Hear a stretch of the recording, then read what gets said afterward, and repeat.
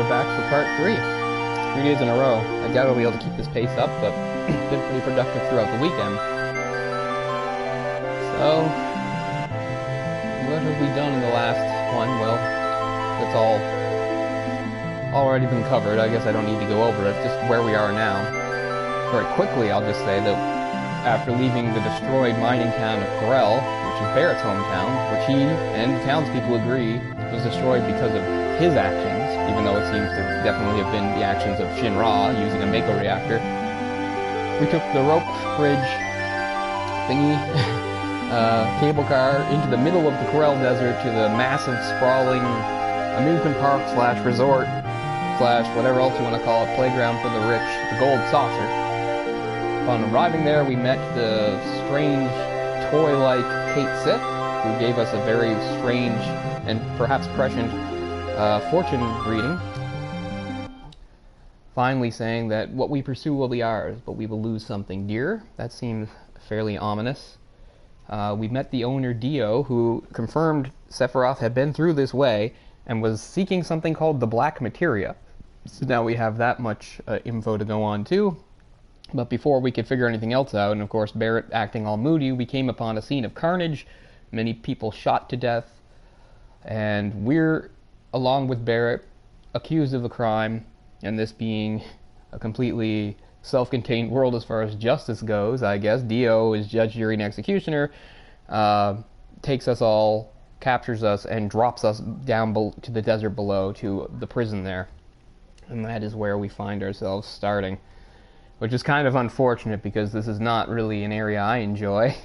I wouldn't call it bad. It suits the story perfectly. It's what's needed, and it's probably done this way. But it's just very oppressive, and the fights are tough. And right now, my party is about as weak as can be. In that I just recruited. I didn't have any choice with Cait Sith. You have to take him along. But I chose to take Aerith, who of course is the other weakest character. So it's going to be rough going here as we make our way through the desert prison of Corel, trying to find a way out. We're told by the people there are no walls or anything. The prison itself makes a natural desert. The only way out is there is an elevator that we can take back up, but the only way to get on the elevator is to become a chocobo racer, and even then you still have to win the races to win your freedom above. But just to become a chocobo racer, we need the boss's permission. And we don't know where the boss is. We have to go find him. I already spoke to the guy down here below that says how things work here and says that the boss needs to be found. So how do I get over to this side? Oh yeah, through the house. Okay. Oh, Joe, wow, you're pretty prompt. We only just started here. Glad to have you. So here we go. So Barret's been moody and distant. Didn't I tell you not to come here? Well, Jesus, Barret. It looked like a crime that you committed, but we don't want to believe you did. We got accused of it and tossed down here. It's not. You think this is our idea to come to this hellhole?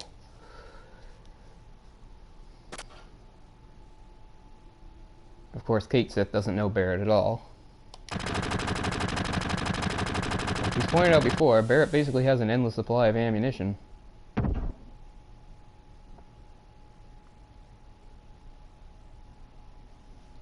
Yeah, well, we're involved now.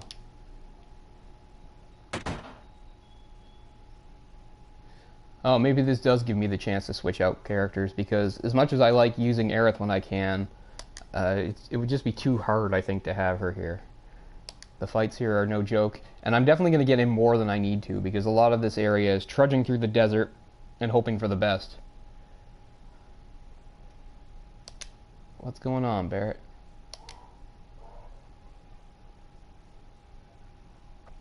I'm glad about that, because I know this is a long game, and different people are going to be available at different times and stuff, so it's just always good to have somebody's watching.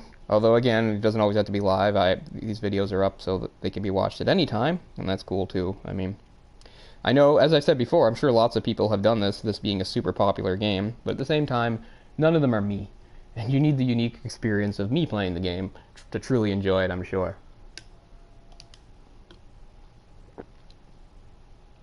Ah, another man.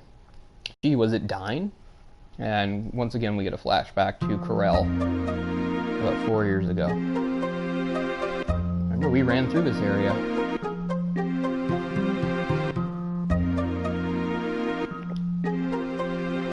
Barret was different in those days. He wore a white shirt. Oh yeah, and he had 2 hands.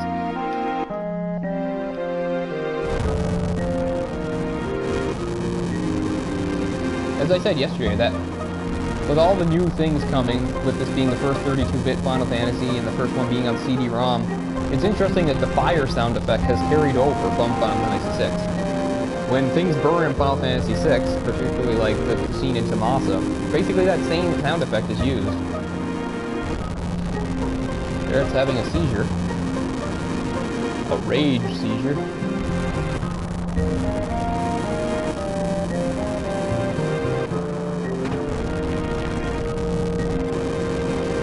What's interesting is back then, Dyne was the more calm person.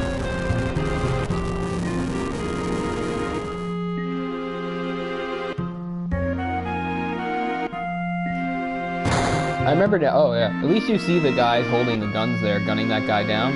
There's gonna be a scene coming up where Scarlet orders the troops to fire, and for some reason, you can't see the guns in their hands.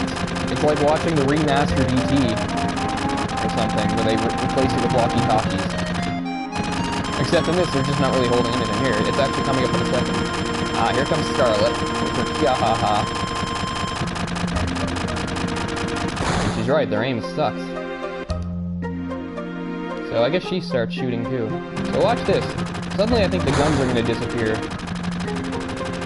Wait for it. So with my right arm, I'm holding on to Dyne's left arm.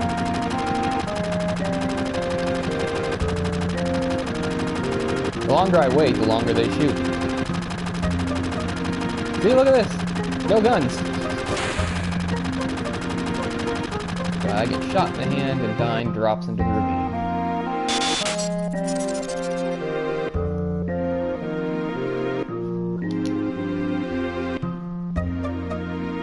I would think so.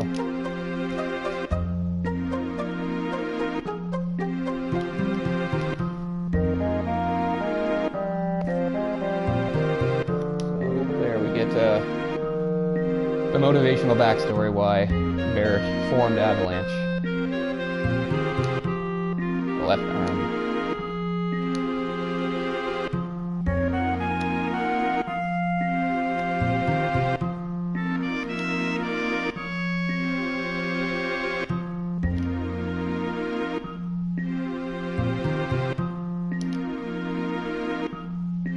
This is one of those things I have to do it myself things. Part of a team now, Barret. We need you to help save the planet.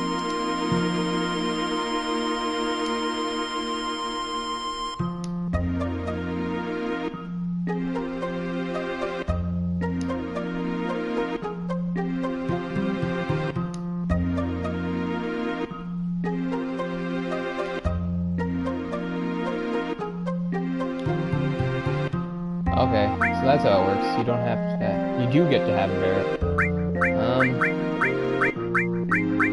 Yeah, I'll take Cait Sith.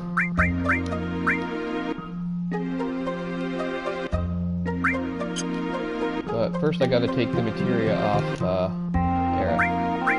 So Aerith, tag back in for a moment.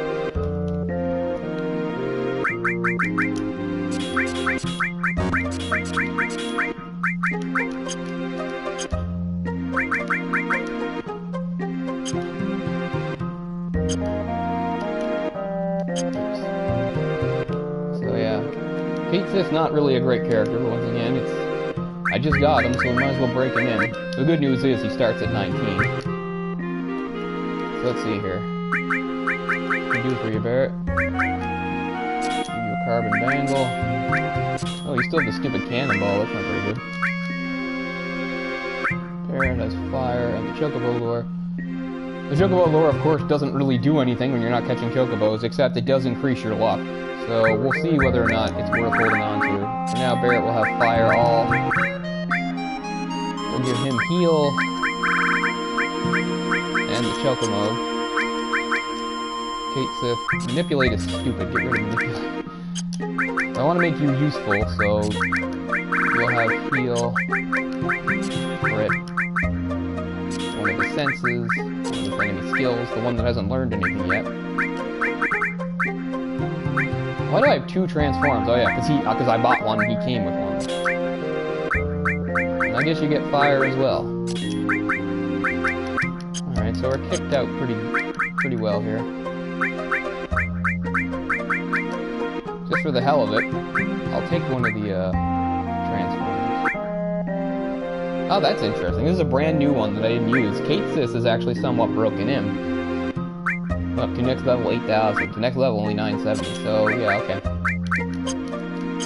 So is everybody suited up as well as they can be? You got your silver armor. We'll give you a star pendant. Cloud's got the fire ring.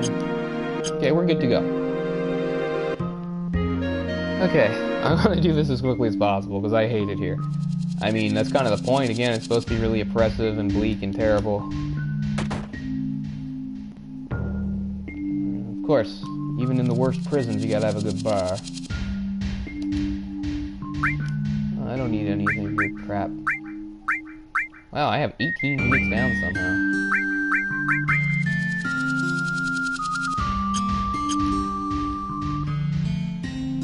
See if I can get the other guy to talk to me. It's hard because he walks back and forth. I don't think that he can be reached. It doesn't look like it. I can get behind the bar, but only this far. Is that really the only point of this place, to just buy some potions and stuff? Apparently so. Yeah, let's get our bearings. So I can't go through there. I am actually going to use this thing a little bit, just to be clear on where some of the entrances and exits are. Not only is this like just a bummer of an area, just the fights are really difficult too. I mean, I'm not gonna die or anything, but the enemies are fairly tough here. Cait Sith's attack is a physical attack from the giant Moogle. I mean, when I first met Cait Sith the first time, I had no idea where he was supposed to be. Apparently he's an automaton that's being controlled by a Shinra executive. But that is not a living creature in front of us. And neither is the thing he rides on. So, I probably didn't know that until it was actually mentioned later on. Is there a way through here? Okay. So that's the idiot that just talks to you. Those are the 3 liars. This is the guy that talks about the elevator. Yeah. So let's see what our options are for exiting.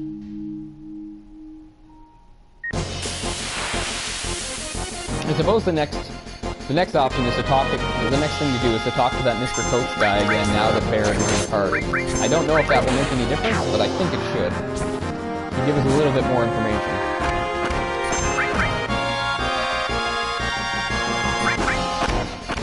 Oh yeah, I knew these things were muggers. The Peacemaker, I want that back. I mean, I know I don't need it. Oh, he's gonna escape with it.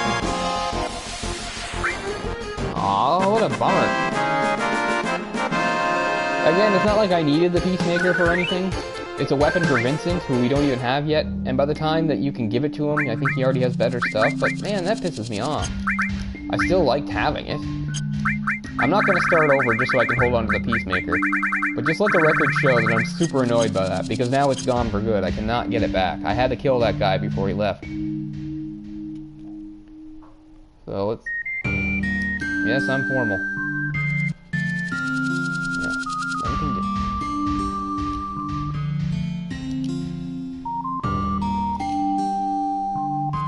Nope, no new information, even though Barret's with us.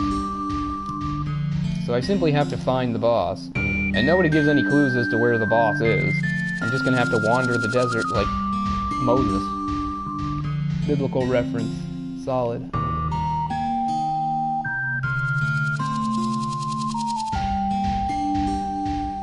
Well, we might as well get in a nap.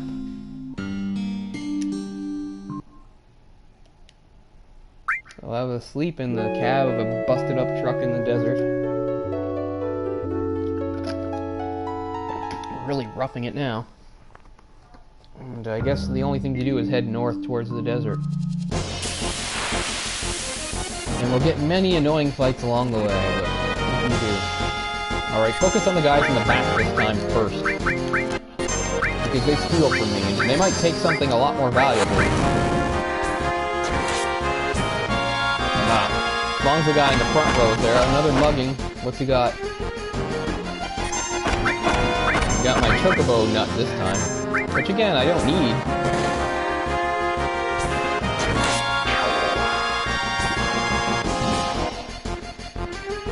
I know he's getting away.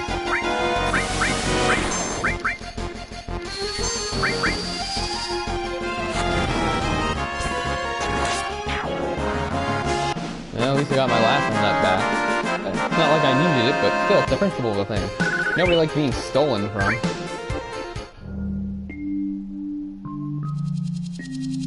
So I guess we're going up north. So, of course, we will take the opportunity to save. Goodbye, Peacemaker. It's not like it's the only Peacemaker in the game. I'm pretty sure you can buy them later on. As I said, it's the principle. Do not like to be stolen from. We'll go up here.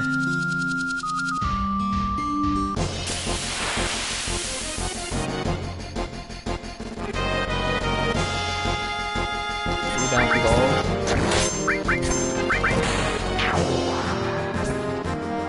Barret's been really on. His anger has given him a few... I love how they randomly cast Cure 3 on you, and then disappear. Catch us up. Both lightning, ice, and cure have all leveled up to the next level, so I have access to bolt 2, ice 2, and cure 2 now. Pretty soon, cure 2 will probably become my most useful spell. It's just good to have somebody have cure all to cast cure 2 across the party. Wow, man. See, this is gonna happen a lot. I'm gonna run in some wrong direction and backtrack and then get punished for it by a fight. Alright, I want the guy in the back dead. Yeah, let's do Bolt 2. Nice. Oh, great. Went to Mug Cloud, Mug Barret. Phoenix down. See that? Ah, got it back. It doesn't matter who he specifically steals from. He takes, you know, the party, it's whatever items we're holding that aren't actually equipped, they're able to take. I don't think they can steal materia, but who knows. Okay, so here's our first trail. This guy's been shot. So that seems to suggest this is the way to go. So, oh my god. We're about to enter a desert that has basically no different features. And it's kind of like a maze where everything looks the same. You just sort of randomly pick what direction to go in. And if you're out in the desert too long, there's a carriage pulled by a chocobo that will take you back to the main camp here. That will probably happen. I don't know if you have to go through a certain amount of screens or be out for a certain amount of time, but as far as I can tell, there's no, like, quick way of doing this. It's not like there's, like, a specific route you can memorize and employ, but I don't know that for sure 100%, but it's always been my experience that you gotta spend a little time out here. And that's okay. Let's go on this side of the fence so we can talk to this guy. Yeah, just keep going northeast. If you're lucky, you'll make it back here. Any other information? No. So yeah, this is like, the next few screens are gonna all kind of look the same. Like this.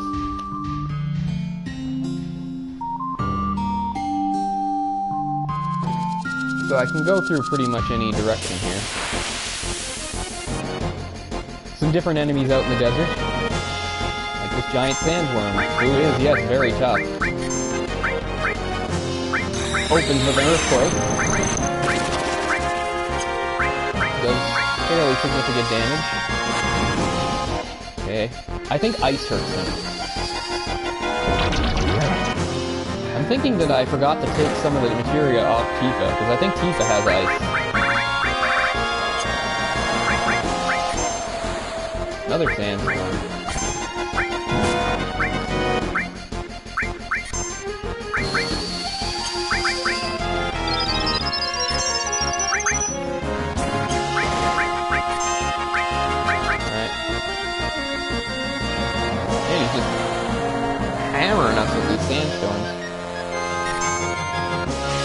get to... Everybody's at their limit break now. They'll probably live through this one. It's got quite a bit of HP. Barret, you're up next. Got him, so Cait Sith will be used next time. Doesn't got a heal after this. Cloud and Cait Sith are a bit beaten up. So who has Cure All? Not Cloud. Does nobody have Cure All? Let's take a look at the materia. Alright, I'm pretty sure Barret has Fire All. We're gonna take that all away from Barret and give it to Cait Sith so that he can do a Cure All.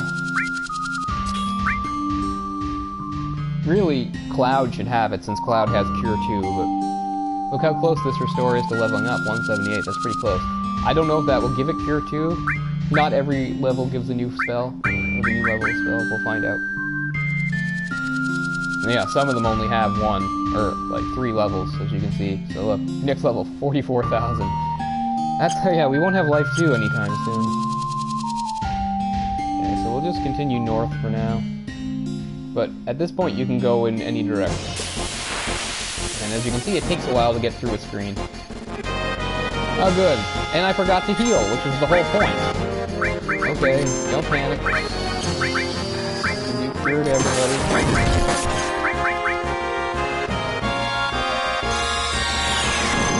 Just cast Quake on the party. Again, inflicting quite a bit of damage.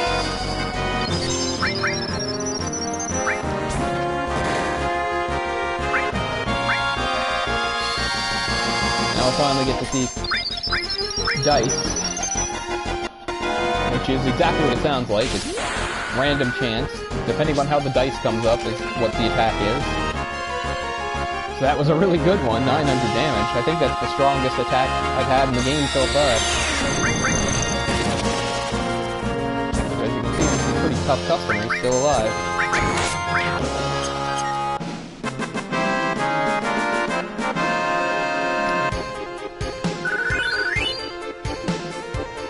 Cloud's hit level 22, that's good.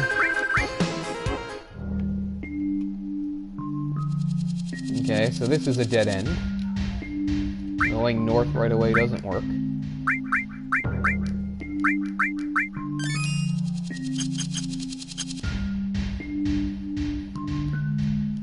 No way across, so we just have to exit. So now let's keep going west. Let's go north again. I don't know. There might even be times where you can double back and it's not the same. Getting a little sick of sandworms. You know, there are other enemies in the desert, but we just keep getting sandworms. And I'm pretty sure ice is what hurts this thing the most. And Tifa still has the ice materia because I forgot to unequip it.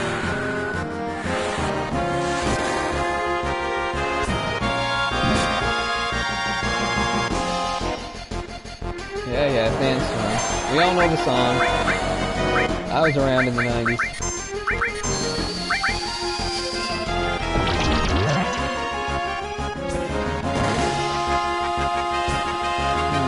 Bio didn't catch that time.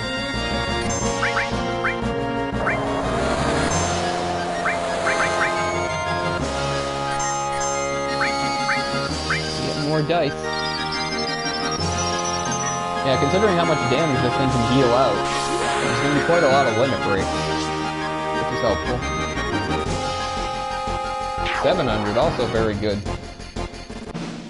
funny, I said the Cait Sith's pretty weak, but the truth is, if you get lucky with the dice, his limit attack can be pretty devastating. Oh, fire leveled up. I think that means we have fire 2 now. Let's take a look. Yep, fire 2. Because it figures, because that fire is, again, one of the oldest, one of the materials we've had with us for the longest time. Oh, north again? I don't know. This is just so boring. Because we don't even get different backgrounds, everything looks the same. Okay, east again.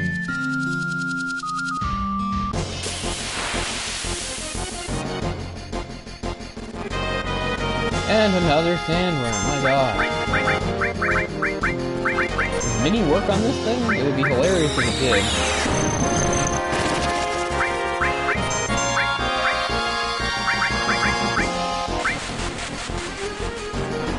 Oh, it did. That's awesome.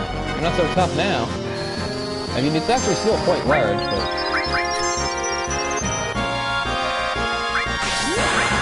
Mini's one of those spells that only works on certain enemies. It's nice that it works on the sands... on the... So is Earthquake still effective? It's still pretty much as effective. See, the thing about casting Mini on an enemy is that when it shrinks, it makes its physical attacks come down. But the Sandworm doesn't really attack us physically, it just keeps using Sandstorm and Earthquake, so... I don't think we actually accomplished anything. No, there you go, Sandstorm is... nothing. Okay, so if we cast Earthquake, it's still the same, but if we cast Sandstorm, diminished. Yeah, bring it!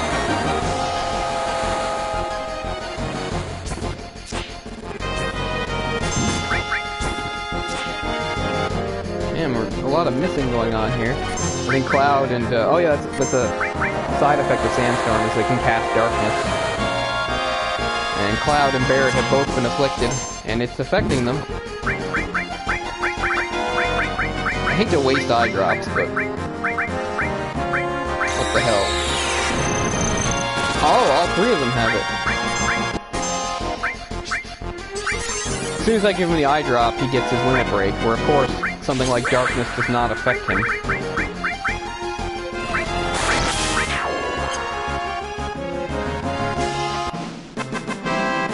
Does darkness carry over? Usually poison doesn't, but darkness might. We'll have to check. Let's take a look here. No, it's gone.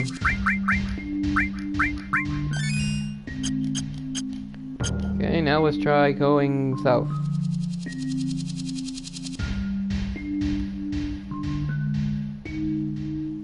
There's no rhyme or reason to what I'm doing. It's just, oh look, we're back at the canyon. Well, this time we'll exit stage right.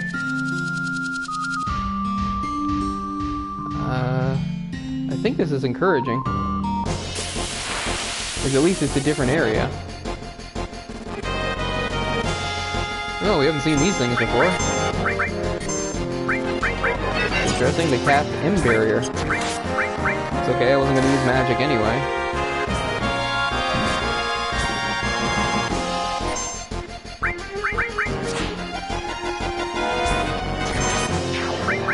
Let's sense.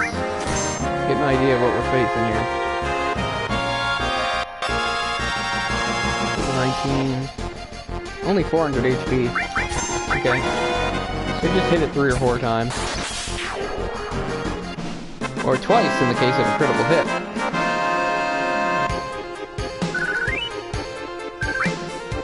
Now hopefully there's some point to this area.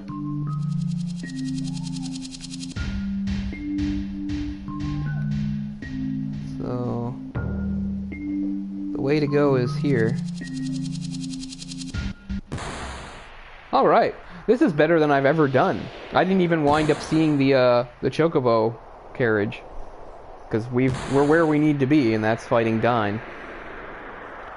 Shit, I forgot to equip Barret properly, because he has to do a one-on-one fight here. And I don't even think Barret has Cure. So this is going to be a little difficult.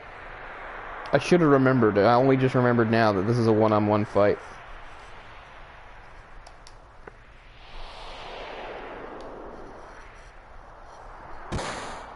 So Dyne is the one that caused the massacre.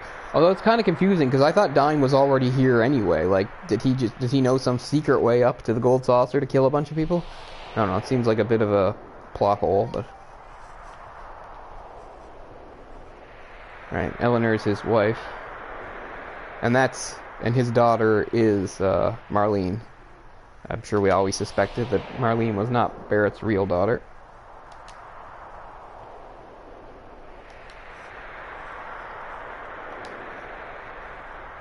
Yeah, Dyne has become quite nihilistic. Now he just wants to kill everything and everybody.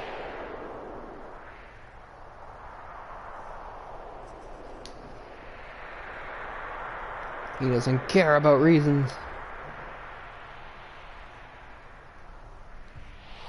It's pretty bleak, Dyne.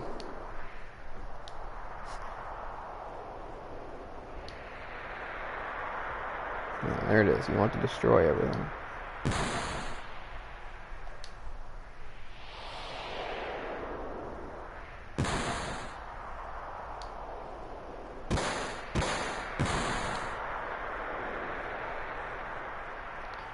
So this is annoying because I've gotten here faster than I ever expected to. I thought I'd have to do a lot more wandering in the desert. I mean, even have to start over a couple times, where you have to take the chocobo carriage back. But now here I am, and I stand a good chance of dying here because this is a one-on-one fight, and Barret doesn't even have cure. So the only way he can heal himself is with potions, and potions are not particularly useful in a fight that goes this fast. I mean, I heal myself for like 150 damage, and then he hits me for 150 damage, so I'm gonna have to be very careful here. Letting him know that Marlin's still alive. He didn't know that, but it doesn't make any difference to him. We gotta fight. What?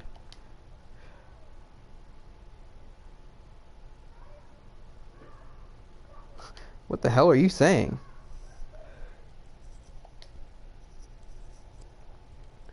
Oh yeah, so we'll just murder a little girl. You're a little girl. Oh my god, you totally have lost it.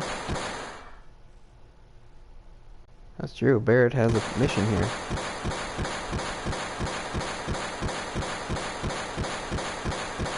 It's your problem, but you're probably gonna get killed. Man, I really don't want to die. The good news is Barret is close to his limit, and he's at the top. Well, I've got a summon, so I might as well open with that.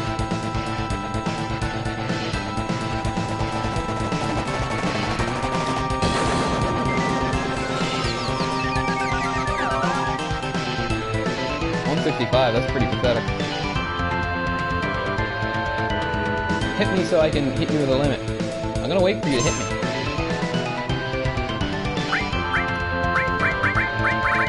Fire 2 is really all I've got. Okay, you won't hit me, fine. Okay, that's decent. I can work with that. I don't know why he's not hitting me. You want to give me 3 shots? Oh! I know why he's not hitting me. Because that's a random... That's a random... As you can see, he's not moving at all. He's been stopped. I forgot to mention that. That every once in a while, that summon attack will stop your enemy. So I'm getting a huge advantage here, and I better take advantage of it. I was actually wasting time waiting for him to attack me. Okay, there he goes. So I had a really good start to this. So I really shouldn't lose this fight.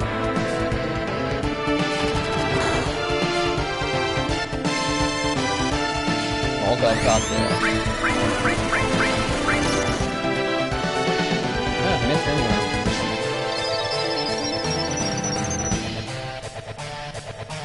Ah, potions are only 100. I thought they were 150.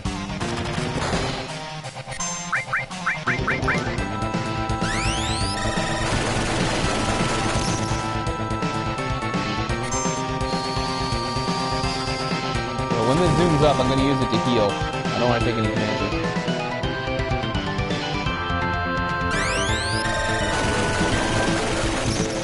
Yeah, I definitely got to heal. Oh, I got him. I lucked out. I was in trouble too. Look at me, I'm low. But, who'd have thought that opening salvo with the Choco Moog attack is what would save me? But that's what did it, being able to stop him and get in about 3 or 4 extra attacks without him fighting back. So that's good. I was really worried about dying. So I win, you lose.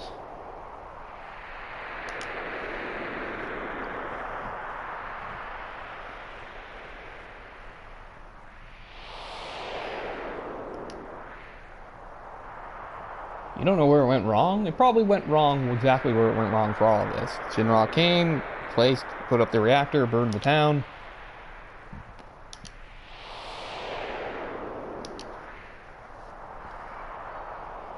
Yeah, well, you can't. That you can do, so go ahead.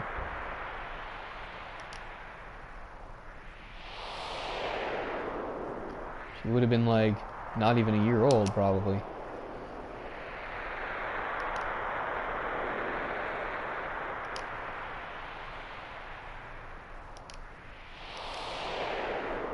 That is true.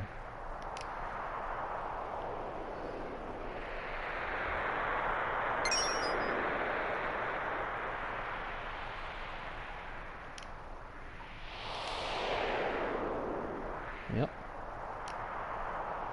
They grow up so fast. Hey, his father's there.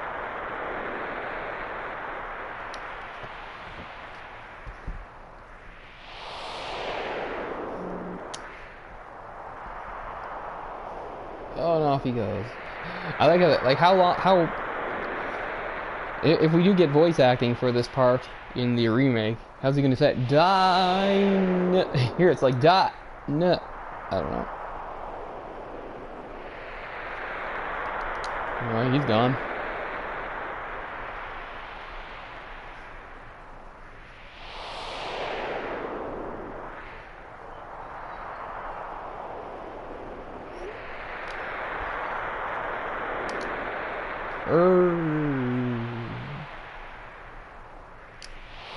Well, to be fair, you've kind of abandoned her while you're on your mission, but oh well. The good news is we don't have to walk back. It just automatically takes us back here.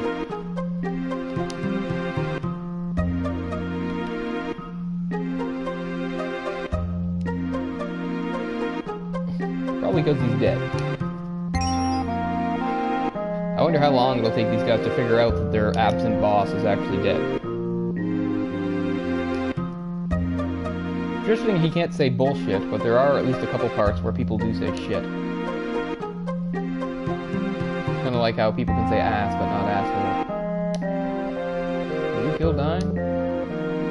Oh, that's the other thing. So they just so now they know he's dead, but they figure that Barret killed him instead of he killed himself. Doesn't really make much sense. Calm down a little? I don't know. It's still like a desert prison where people just get tossed without any sort of trial. But we're here to save the planet, so it's not like we're ever going to come back. Even when we come back to Golden Saucer, we never say to Dial, listen, we have a problem with that crazy desert prison you're running and you just toss people into. We let it slide. It's not our problem.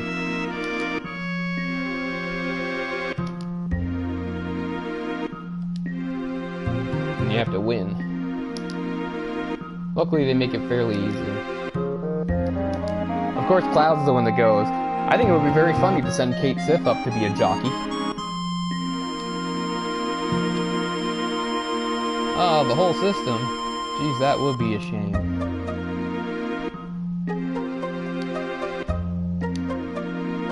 How'd you go? Sure, I've never done that before in my life, but fine.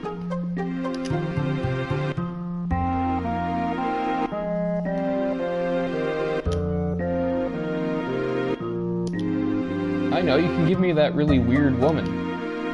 Ah, and here she comes. Esther. So she looks kind of like a robot version of a person. She looks like some sort of like automaton based on like a 1950s housewife. Is that what they were going for? And he even says, she may look kind of funny. Well, if she's such a good manager, why is she down here? She's just down here to recruit jockeys? Like, she's not a prisoner. I guess that's why she came down. Seems like she can come and go if she pleases. Alright. Chocobo race isn't too hard.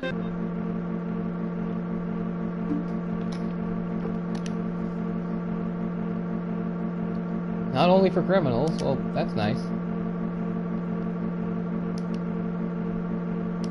That would be useful. I know how, but for the sake of it. I don't do auto. I like to do it myself. Yeah, you only have a fairly limited amount of control over the Chocobo. Basically, all you can really do is wait to tell it when to speed up. As they say, you know, if you make it go flat out, it'll run out of stamina. Ah, right, and there's your speed boost. So you save that for the end, basically. Sometimes the races can be pretty hard, but this is like the first race, and since you have to win it to move the plot forward, they make it fairly easy for you. So we're back up here. Don't worry, soon that Chocobo music will be blasting.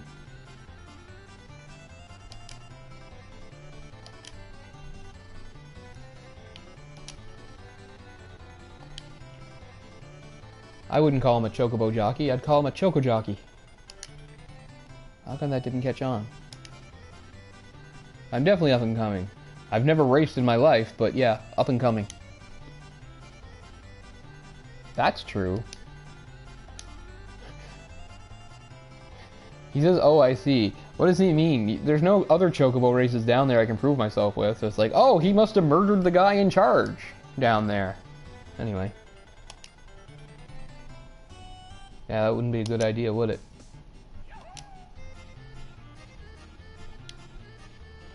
Sure thing, Joe.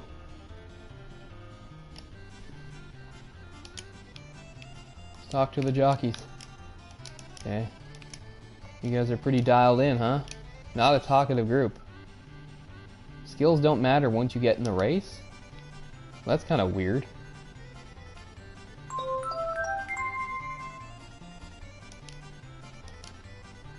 Now the summon, our next big summon materia is going to be in this area, Ramu. But I guess it's after the race. Nice poster. Oh no, there it is. I almost didn't see it. So there, Ramu. Our lightning summon. Always an old man with a staff.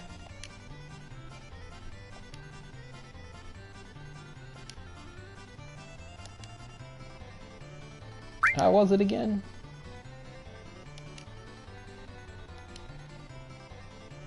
Yeah. Mellow chocobo. Speed up, slow down. And circle for the boost, which we will save for the end.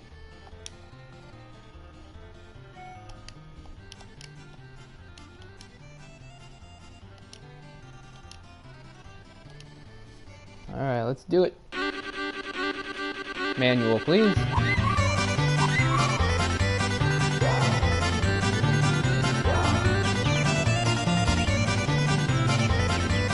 Yeah, here's the weird virtual course. Oh, one of them is way out in front. That's not good.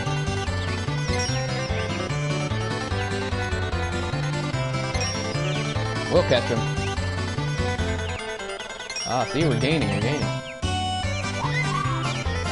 I have a feel for... There are two courses, one short and one long. I think this is the shorter course.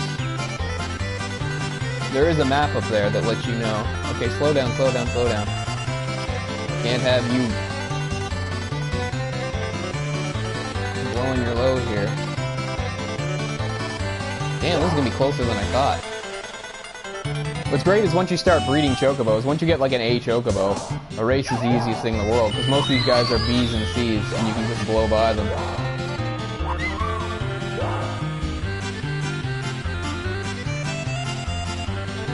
Okay, I'm back in front.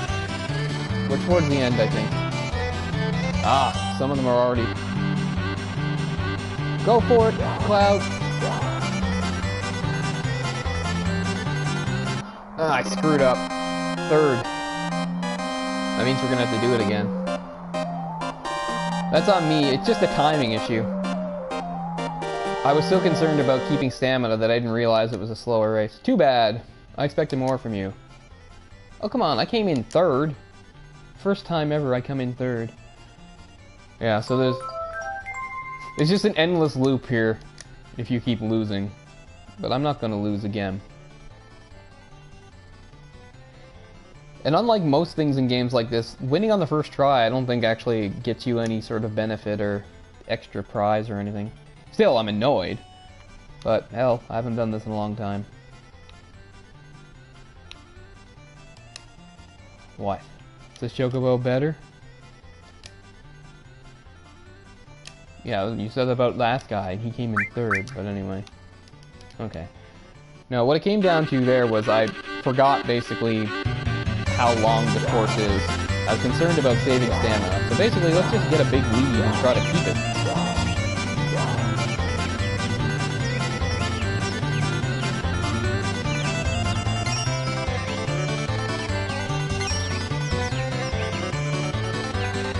Yeah, that guy will burn out pretty quickly, I think.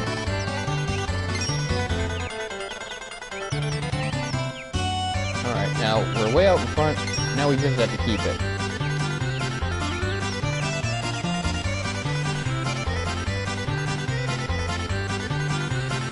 keep a close eye on the stamina gauge there.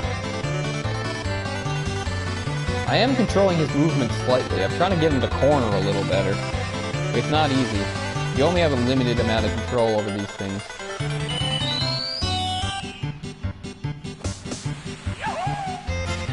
Got a pretty good lead. Slowing down too much. Gotta... Alright. The space part is near the end. Now let's really go for it. Fly, Chocobo, fly!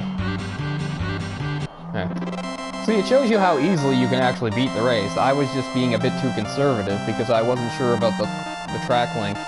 Anyway. This is the only time you get to hear the victory music from Final Fantasy a little bit extended. Choco Champion, trophy earned. Oh yeah. That's weird. This isn't my first time playing this version on the PS4, so why didn't I earn that trophy before? Anyway. I won, now I get a letter from Dio, who loves to call me boy. Full pardon. Well, thank you. Ah, right, the gift. So he's going to give us a vehicle, actually. Remember when I was talking last episode about how those spots in the rivers that have like a lighter color water means it's shallower? You can cross there with certain kinds of chocobos and also this vehicle he's giving me, which is how we're going to get out of the desert, because the desert isn't something you can walk in.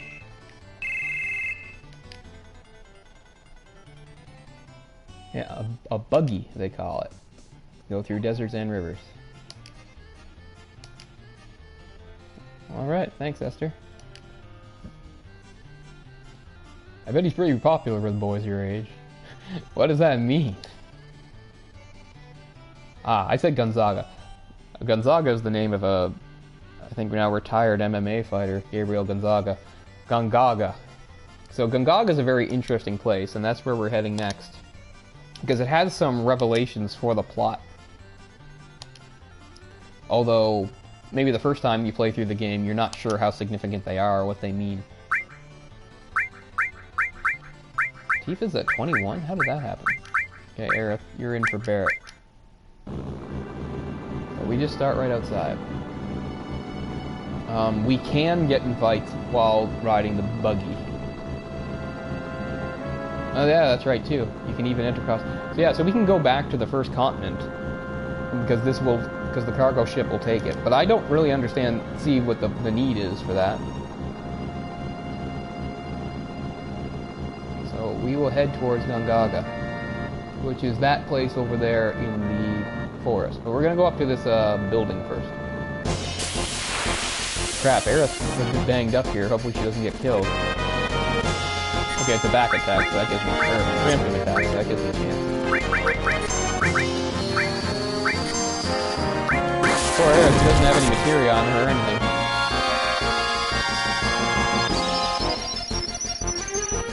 Yeah, you definitely want to have Aerith in the party for Gongaga. Because some of the stuff that happens there is relevant to her.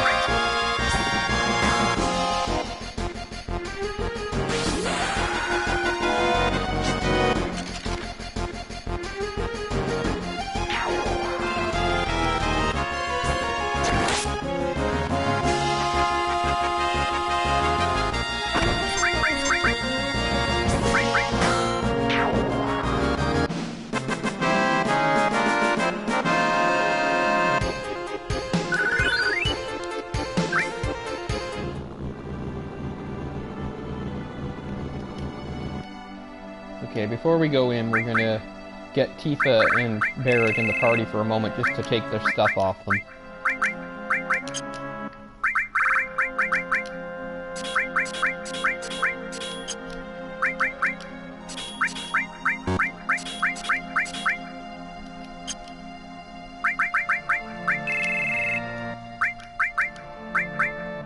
I haven't used red very much, but don't worry, we will.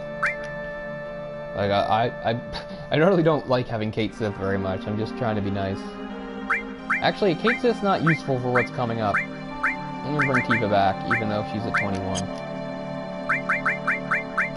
let's see here. Tifa has a carbon bangle, that's good. Aerith has has a carbon bangle. We'll give her the silver armlet.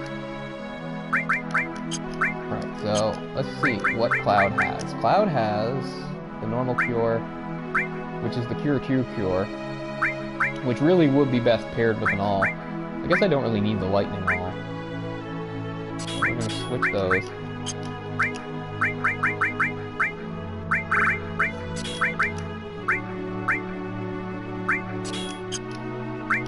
Now, air. We'll give you the other lightning. Give you earth. Fire. All. Sense. The Chocobo lure for fun. And Chocomo. Tifa gets her ice.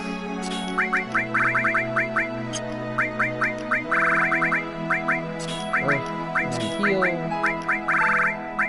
enemy skill where she learns flamethrower. And steel.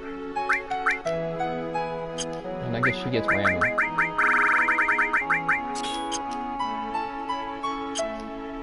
Okay, good.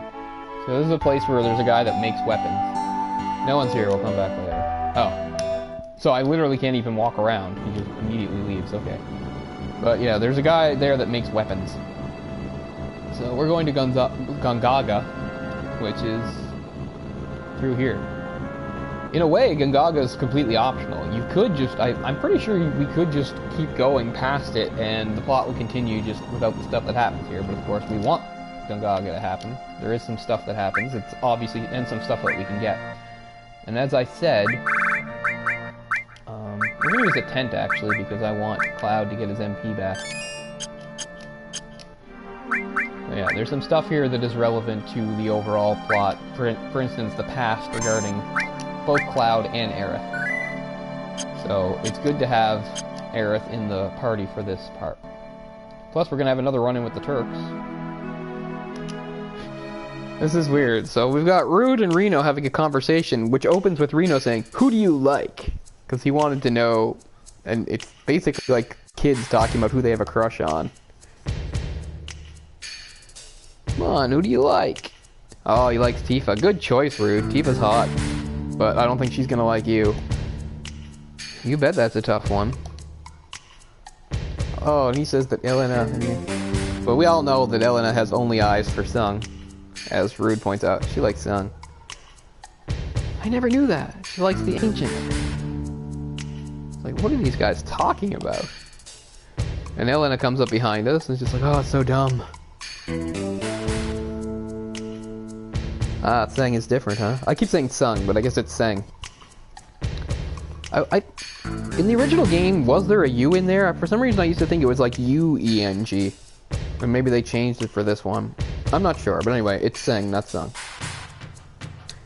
Once again, Elena spaces out and then realizes who she's talking to. So now I get to fight 3 of them. Including a rematch with Reno. Not even the girls. Yeah, so don't get to fight Elena yet, but this is our first time fighting Rude and we got Reno. Out of our way. You guys don't even rate boss music.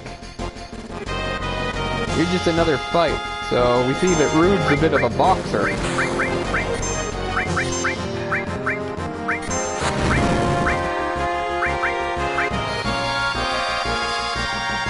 Not holding back and hitting you guys with the good stuff.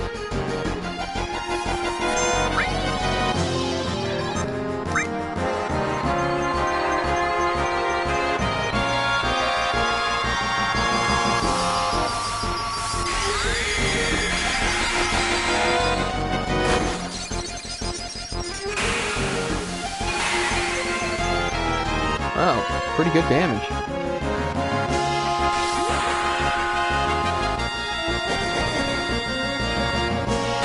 Oh, she spread it out. See, that time, there was no reason to switch opponents, but she just did anyway. Everything hurts them pretty well. You guys have anything to steal? Nothing to steal.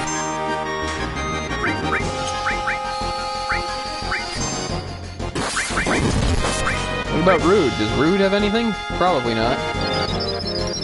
Oh, it's annoying fighting enemies that can cure themselves. Death blow!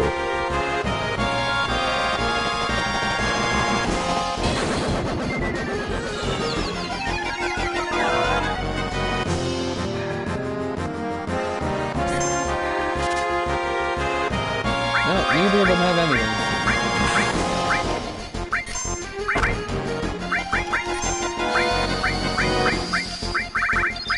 I could hit them with Ramu, but we'll save that. I'm not using up all my MP on you guys. Turf Light, that's a pretty powerful attack.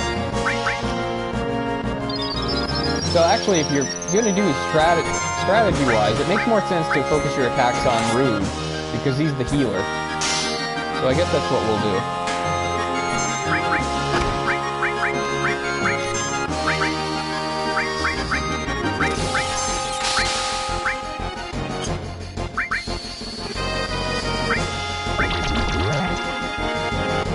Didn't poison him. Oh, he's leaving. Checked his watch and was like, bye.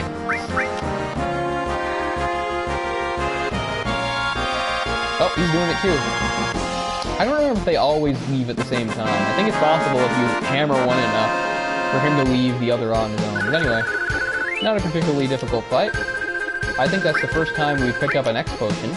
An X potion is a potion that fills all of your HP. The difference between that and an elixir is an elixir fills all your HP and MP. That there's a Shinra spy. They figured that out pretty quickly. Gee, I wonder who the Shinra spy would be. Maybe it's like the weird toy thing that we just met? Cloud says he trusts everyone. I don't think I've ever done this part with Cait Sith in the lineup, so I don't know what he would have said. So, let's see here.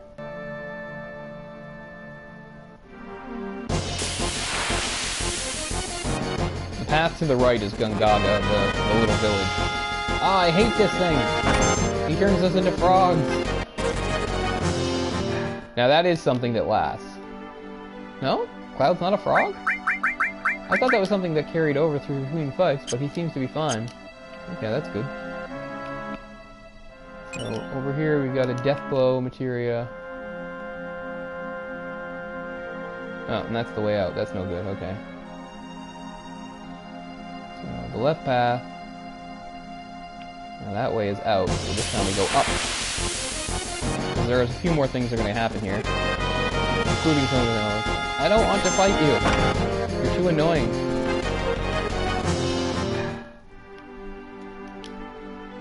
Not a frog. The area is considered jungle. Oh my god! I can't get 2 feet without getting attacked by this stupid frog. Oh, I stand corrected, it's a giant bug. Everyone just hit it. I think ice hurts bugs.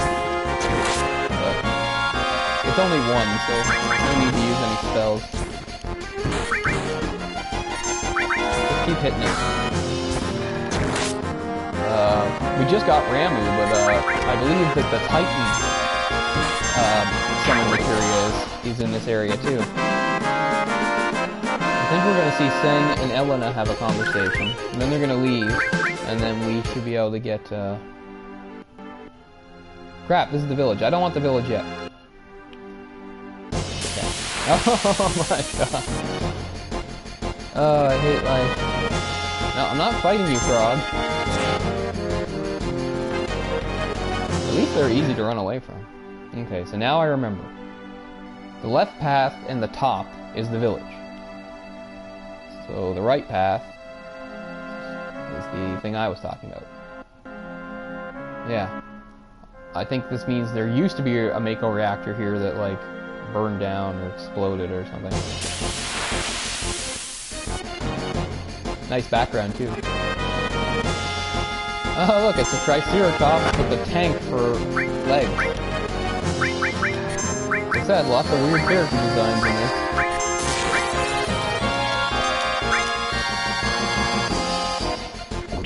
Monster designs. bio hasn't been very effective lately. The last few times I've used it, it's failed to poison my opponent. I don't think this thing's particularly, well, strong, but it has quite a bit of HP.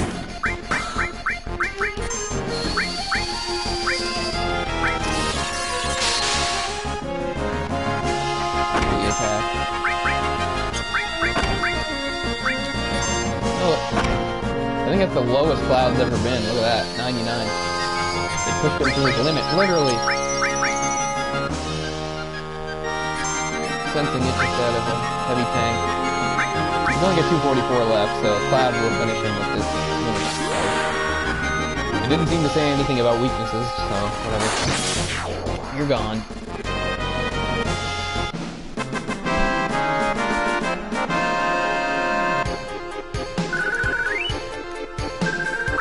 Quite a bit of money for one fight. That's good.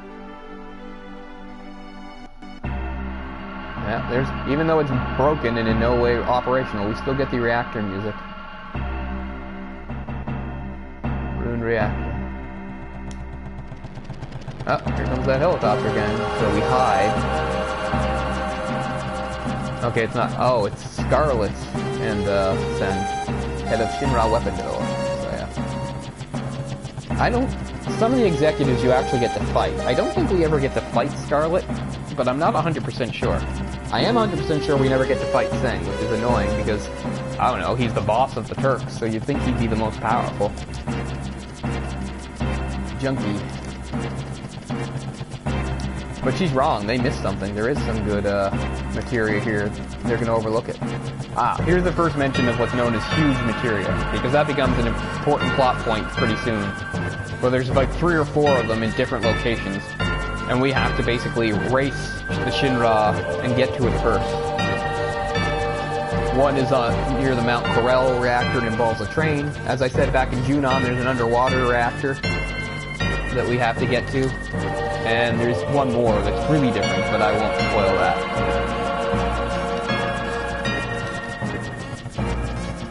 Yeah, weapon development without Hojo. That is a good point, Scarlet. Yeah, no comment from Sen. Apparently Heidegger oversees the Turks, I guess.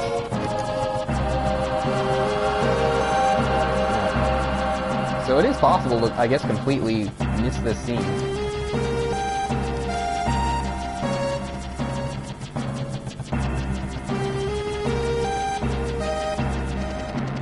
Away they go.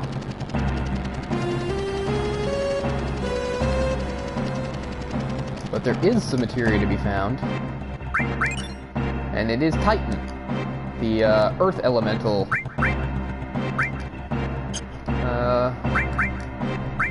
Cloud's pretty full up. You're already weighed down by Chokomog, and she's got Ramu.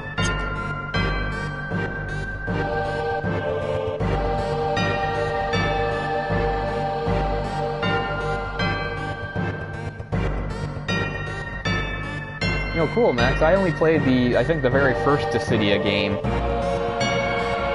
And I could not really get into it. It was one of those games that looked really good, like, visually, but I didn't enjoy playing it. But, yeah, they've made a few different other Dissidias, and I've not kept up with them at all, so that could be something to look into. I think that's all there is to do here, is witness that scene and pick up the Titan materia. Now we will go to Gungaga and find out some interesting things, although they're fairly cryptic at this point. You don't really know exactly what they mean. And it's very easy to forget about them later on.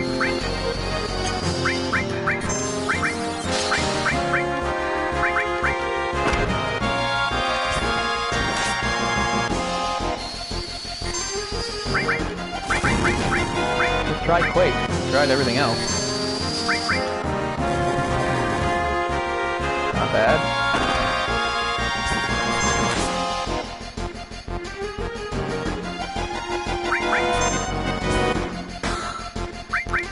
Yeah, I knew that.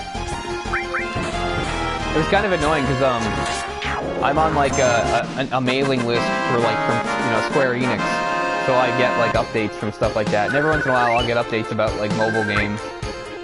And at first I always think it's something different and I get excited, then I'm like, oh, it's just a mobile game.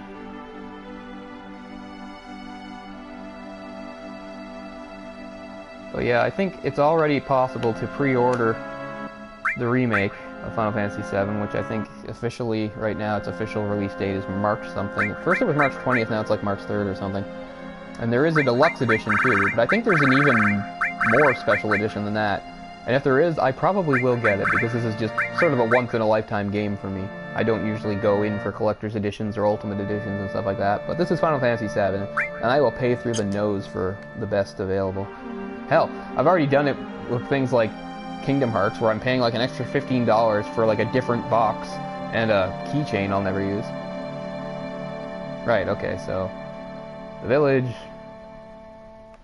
is up here and to the right. And it's good that Aerith is in the party, because the stuff here is relevant to her. So of course we get people that had died from the reactor explosion. We get another place basically devastated by the effects of Shinra and the reactor. We see the ruined reactor in the distance there. He says a ruined reactor. That's because, again, technically we didn't have to go see it up close, but we did, so. So now begins a very interesting little plot thread that, for a long time, we don't know what it means. Where they recognize Cloud as a member of Soldier and start asking me about a person named Zack. Yes, their son. His name is Zack.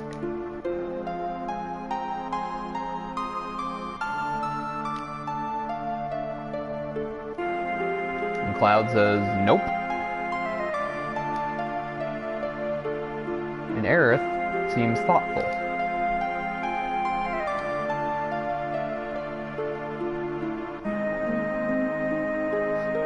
Seems like a real shot in the dark here, but they're actually right. And Aerith abruptly leaves.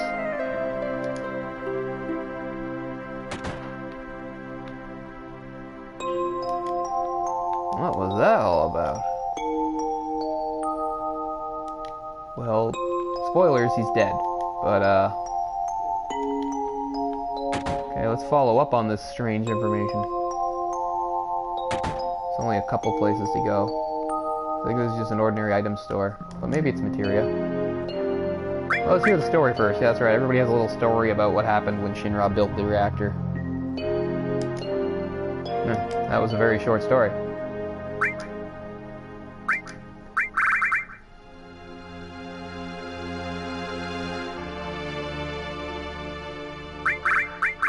Let's see here.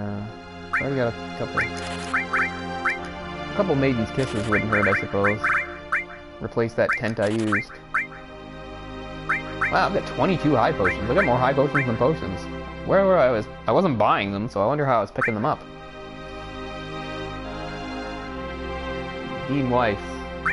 Is that like a live streamer gamer or something? Because I don't know the name. Because I don't watch that stuff.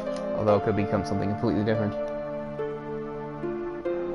This is the first time I've ever streamed anything. Aerith, do you have something to tell me? Ah, so you did know Zack. He was the boyfriend in Soldier that you talked about.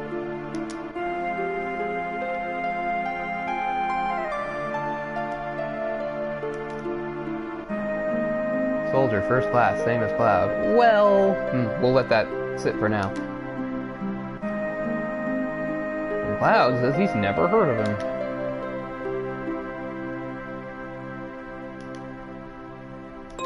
Obviously he's missing. His parents haven't heard from him in 10 years. 5 years ago. That seems like an odd thing, too. Something happened in Cloud's past 5 years ago that was fairly significant.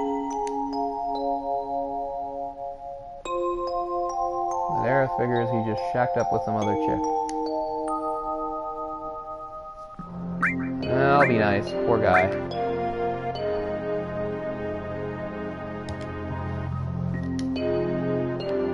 Okay. That whole 5 years ago thing seems kind of suspicious. Do you have materia? Ah, accessories. Anything useful? Oh, Mystify materia. $6 grand, but I don't know if there's other places to get it, so I'm gonna spend it. Time, too. That'll really bring us down, but hey. There's always more money coming. As far as these goes, they're not very useful. They only protect against one thing at a time. Sleep, darkness. I've got 2 star pendants. I've already got a talisman. I've already got a white cape. The headband would be in the silver glasses. They're cheaper here than the store in Junon, but still, I'm not buying them. And what's your story? Ah. Good job. You voted, all, like, 10 of you. Tifa, you seemed a little rocked by that revelation, too. No, I don't know him. That's right, it's just as significant to have Tifa in the party here as Aerith, because, of course, Zack was part of that mission 5 years ago, and Tifa was there and did, in fact, meet him. Your face tells me differently. So this is some stuff that I can't recall. It was so long. I mean, it's been over 20 years since I played through this game for the first time. So I could not tell you who was in my party at this time. It could have been anybody. But it definitely wasn't both Cloud and Tifa and Aerith at the same time. But to get the maximum out of what can happen here, you should have Tifa and Aerith, because they both have reactions. Because they both knew Zack in some capacity.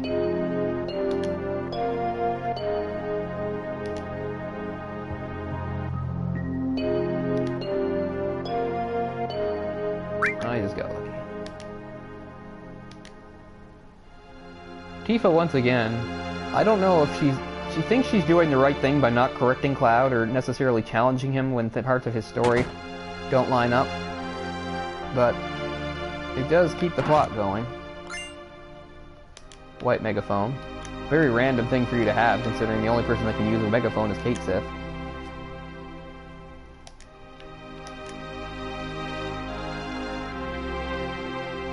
Yeah, it's a familiar story at this point. Shinra builds the reactor, something goes wrong, town suffers. Shinra gets off scot-free. What's your story, bub?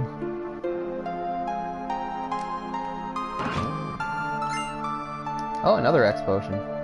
I don't know if I need to, but I will stay the night, just... I think it fits better for us to stay the night. And plus, it's only 80 gil, I mean, that's nothing.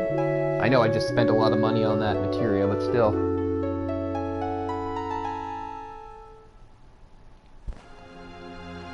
Man, I figured more people would be around on a Sunday evening. Give it time, give it time. Max out. I'm sorry I don't know who Dean Weiss is. I'll have to look it up later.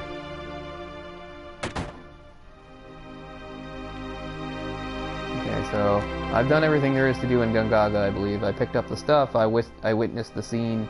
I fought off the Turks, I witnessed the scene where they talk about the huge materia, and I had both Tifa and Aerith to talk about the Zack situation. So that's all that can be done here. So now time to just get back in the buggy and continue to the west, I believe. What is up next, anyway? I think we're coming up to the Cosmo Canyon stuff. I believe that's what's next. And then we'll finally get to focus a little bit on poor Red 13, who I've mostly ignored throughout this. Of course, Red 13 said he would only come with us as far as his hometown, and he didn't have a stake in what our mission was, but I think we're going to find that things turn out a bit differently.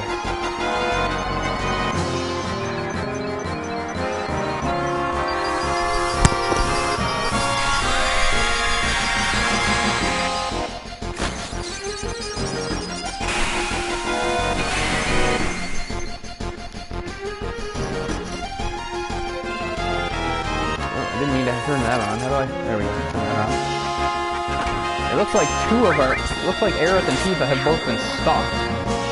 Too bad, because they're both really close to their limit. In fact, Tifa just hit hers, but they're stopped, so it'll be up to Cloud to finish this battle. Can't stop Web. I guess I wasn't looking when they. Now everybody's been stopped.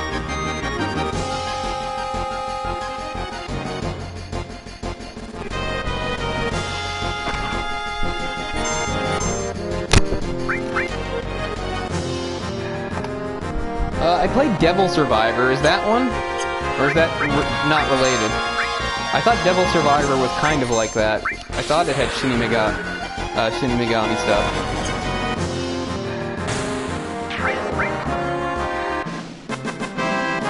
I had Devil Survivor for Nintendo DS. Yeah, only one though, and I like it. Yeah, there must be more in the series. I would like to play more. It's just something I kind of didn't get around to doing. But I would like to play other ones. But yeah, I did play through and beat Devil Survivor on the Nintendo DS, and I did enjoy it. I like that kind of stuff. Just like another big one, kind of in that vein, is the Persona series. I've never played a Persona game, but I know like a lot of people really like them. So let's see here. Yeah, we're headed towards the Cosmo Canyon area.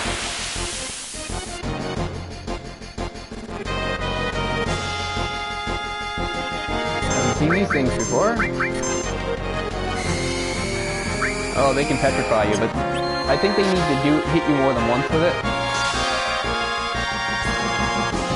Okay, oh, that's what it is. So, if the countdown reaches 0, Cloud will become petrified.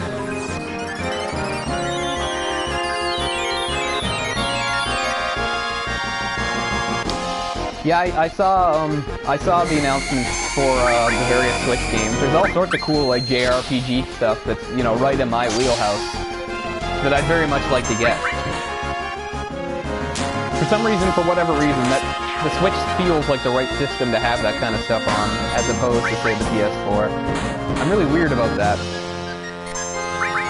It's just like, it is kind of tempting to even get this Final Fantasy VII on the Switch, because then I could play it portably, but, you know. I'd like to get Crystal Chronicles for the Switch. Then I could play it online with Raiho, maybe. Or somebody. Because I actually did play that game back when it was out on the GameCube, when I briefly owned a GameCube. So as we enter the Cosmo Canyon area here, we will see that the sky will change a little bit. Kind of like a sunset. So there, you can see that's where we're going. It's a little convoluted to get there, but you just follow the path and you'll make it.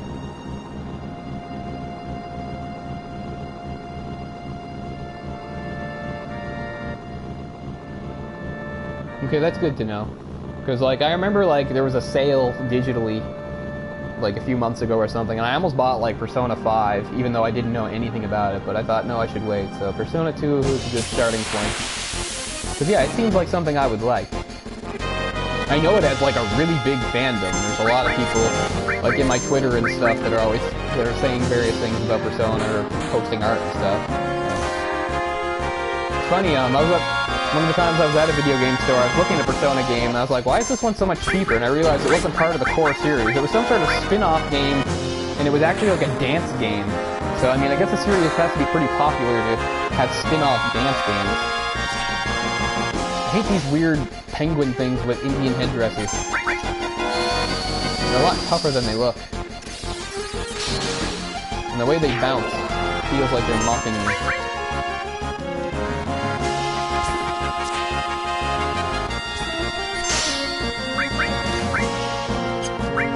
Guys, concentrate.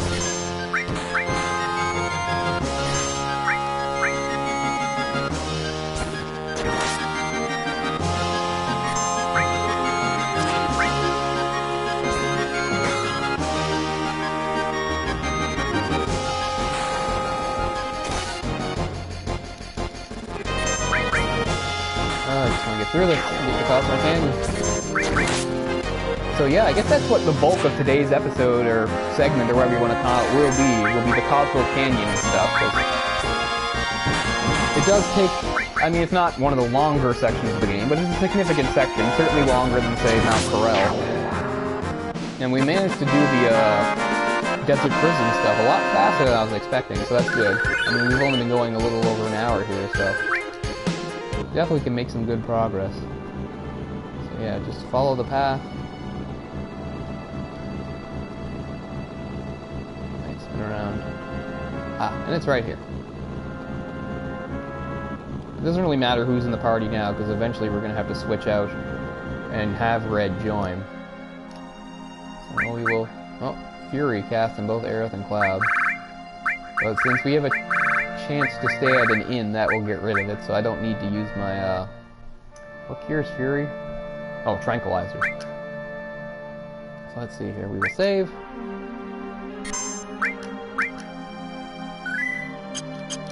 Into a very interesting area. Definitely there was no area like this in previous Final Fantasies. Cosmo Canyon, which obviously has a very strong indigenous peoples, Native American, Native Canadian type feel to it. Although, I'd say more Native American, because it's kind of like those tribes that would have lived in the southwest, like Arizona or something, as Cosmo Canyon's geography is similar to that. Ah, and yes, Red's real name is Nanaki. Bugenhagen, what a name. Now, we did get to hear this music very briefly back in Hojo's lab at the Shinra building when we first recruit Red. But I mean, it's only for a few seconds. Well, I mean, you can hear the whole thing if you just let it sit like this, but if you're just doing the dialogue, it goes by pretty quickly. Anyway, I hope you enjoyed the music for now, because it's what we're going to be hearing for the next 2 hours or so. Cosmo Canyon. Ah, there is Aerith, there is.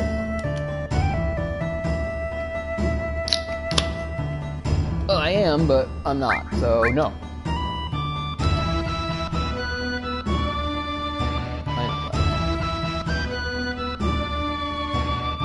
He says it's full, but once you get in, you see that it's not very full.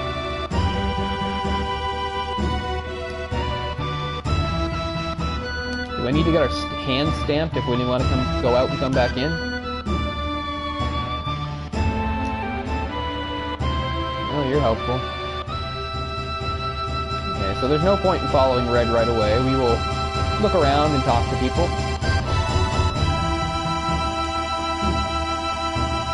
That's it.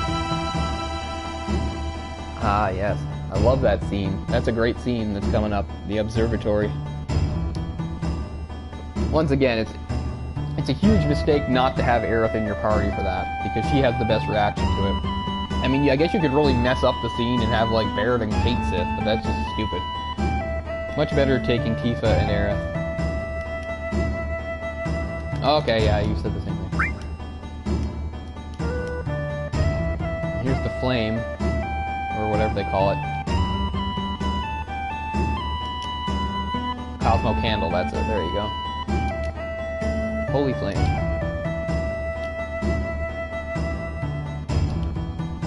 Very ominous.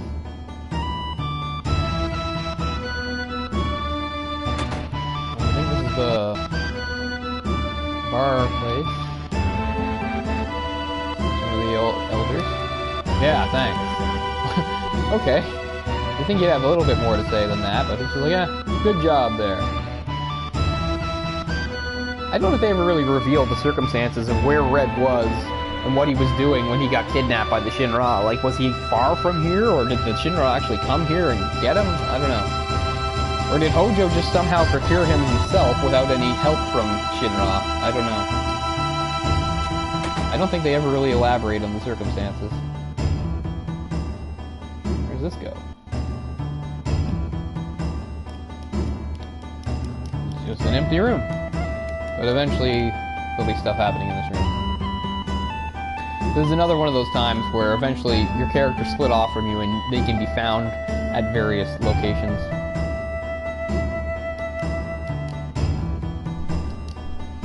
So we'll stay just to get rid of that stuff. It says the night under the stars, but actually this is just an ordinary inn, so we're inside. We're not on a camp out here.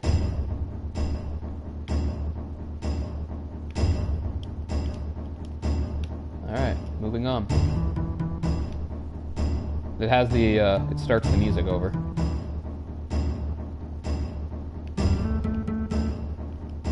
You're the same guy, right? This time I'll say no. Gotcha. So yeah, a few ladders.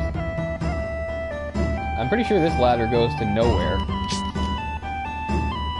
Like, you can get up in this little crow's nest type area, but it doesn't really go anywhere, and I don't think there's anything you can do either. It just gives you sort of a different view.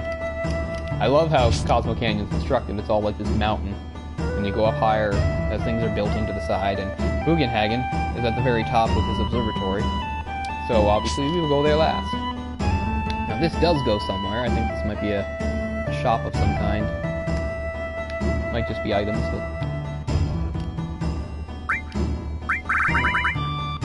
Do I have anything I can sell? I'm gonna keep all this stuff for now. Still have the Wind Slash. I lost my Peacemaker, which pisses me off. Oh, Mithril Armlet. We don't need that. We don't have a great deal of money because I just spent $6,000 buying those spells. That materia, I mean, for the spells. But there's a fairly large dungeon that's going to have a lot of fighting that comes up, so we'll be able to make a lot of money later.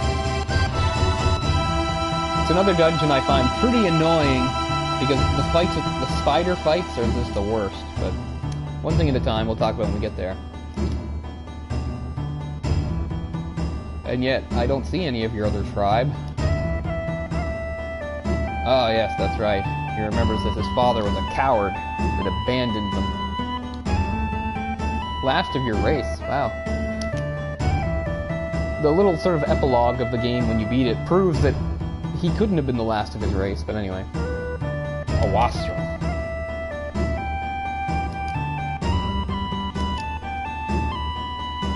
Grandpa! That would be Bugenhagen. Yeah, so now they split up. Yeah, they go up there, but I'm pretty sure you can find them around here. Let's see.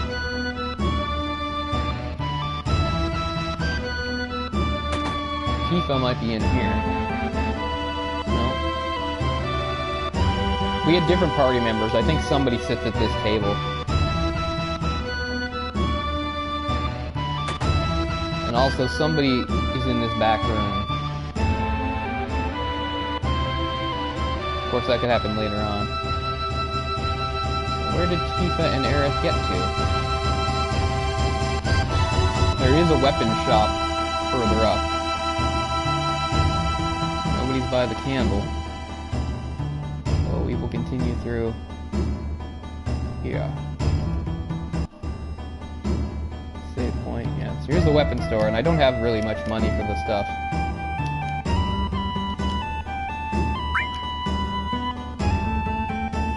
Butterfly Edge, Tiger Fang, Heavy Vulcan, Prism Staff, all useful. I'll get the Silver Barret, because we're definitely taking him along. Another Silver Armlet. That's all I can afford to do at the moment. Cloud the Silver Armlet.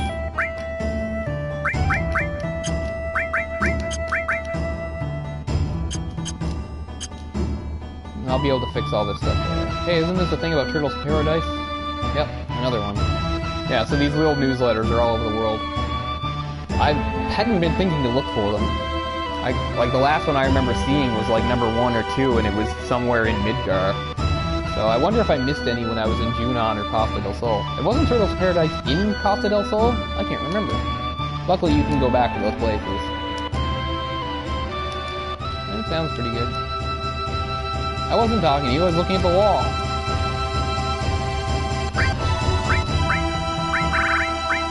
I don't want to sell the carbon bangle yet. I'll sell these bolt plumes because they're pretty useless. Don't get a lot of money for them, but...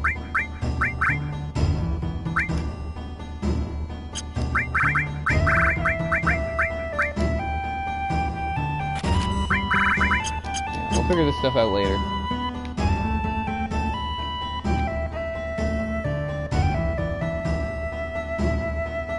Another of the elders, Hargo. He's looking for something. No matter what we do, we can't find it. Eventually, it will be found as the plot moves forward. I can't even remember what the it is, but, you know, it'll come back to me. Now we keep going up. So I haven't found Tifa or Aerith yet.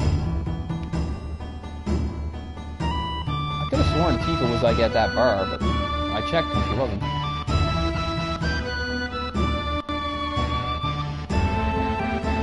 The door, the sealed door. And there's a materia store from one part. And this is just a cook guy. pretty sure at some point Cait Sith is in this room with this cook. It's hard to call. Again, it's not important, it's just that, you know, that sometimes when you go to these areas and you split off from your party, the characters have various places where they hang out. Okay, I don't have money, but let's see what, Wake up, numbskull. Or, he doesn't wake up at this point? Okay, he does. No, what's your problem? No. Okay, fine, I'm here to shop. Just wake up, numbnuts. I want to see the materia that I can't afford. Ah, MP plus and HP plus. Those are both very useful, and of course very expensive. So there's something I can probably afford once we finish this area's dungeon. Because we will make quite a bit of money, because we'll be in a lot of fights. So what, we came through here, right? Yeah, we came through here. I went in those rooms, so now we'll go out here, which I think is just... a little veranda. Nice view of the place, looks great. Really cool place, and you can see Bugenhagen's observatory sitting on the top. We're heading toward that next.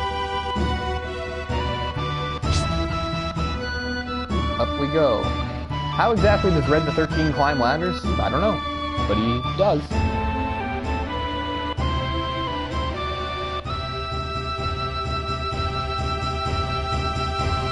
Like a satellite dish going on. It's all pretty cool. There's the door.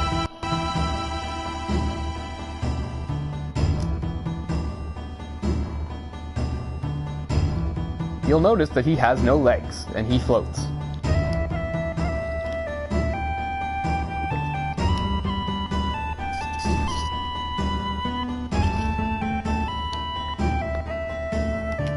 He's 48. Which apparently is like being 16 or something, he says. 15 or 16-year-olds in the game. 15 or 16? Come on now, Cloud. It's not like you're so old. You're all 21.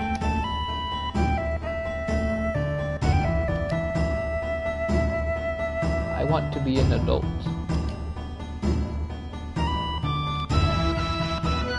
Oh, that's right. Inspired by Santa or not, that's his catchphrase. Ho, ho, ho, a long ho. Yeah, so what we're going to do here is sort of like a weird rite of passage thing for Red 13. It's pretty much entirely devoted to him, and not part of the overall plot, but you still need to do it. Especially considering it does tie into the overall plot insofar as Bugenhagen and the information you share with him about what Shinra's doing and stuff about the planet, blah blah blah, because obviously he's going to have some information on this stuff. In fact, he's our best resource for stuff about things like the planet and the ancients. And that will come into later. Looking up too much makes you lose perspective. That's a good line, I like that.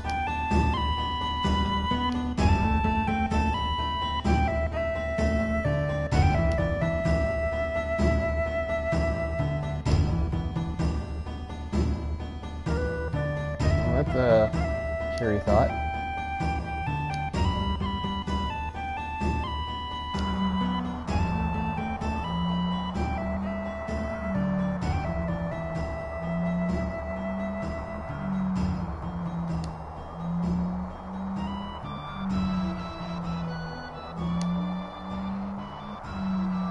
Very circle of life.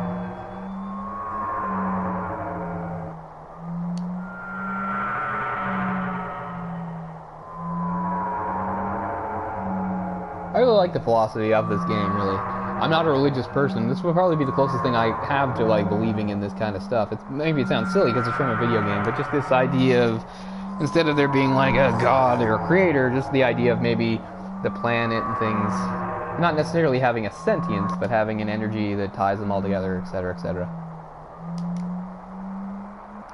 Yes, your apparatus. He's also a scientist.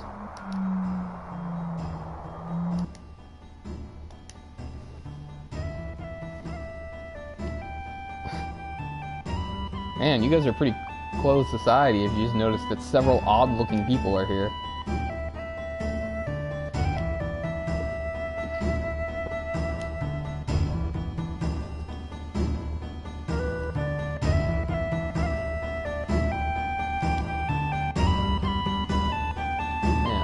Oh, so this is where finally you can find where they are. Okay. But he's just gonna say... Okay, so I was talking before about how, like, the party is spread out in various places. This is where that happens. So, not that you need to, because I know who I'm bringing Aerith. We're just gonna visit everybody. Yeah, so, like I said, Cait Sith is in the kitchen. And, yeah, the first, I could just do it that way, but I'm not going to.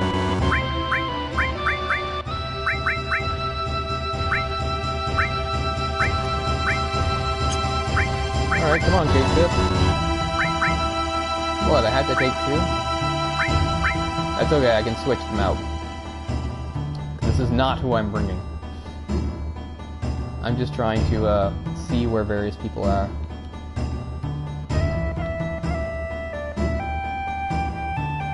So once again, I could have just taken the 2 people I wanted, Tifa and Aerith, and that would have been, and then just gone straight back to Bugenhagen. But I like the opportunity to see people and get extra lines of dialogue where I can.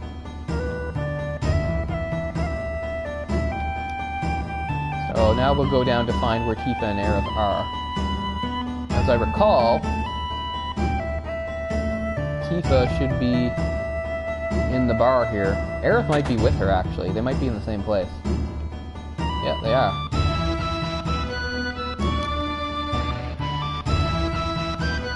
Yes, I'm going somewhere. So now you replace Cait, or you replace Barret, because I want to know where Barret is. I'll be back in a minute, but I don't remember where Barret is. In here?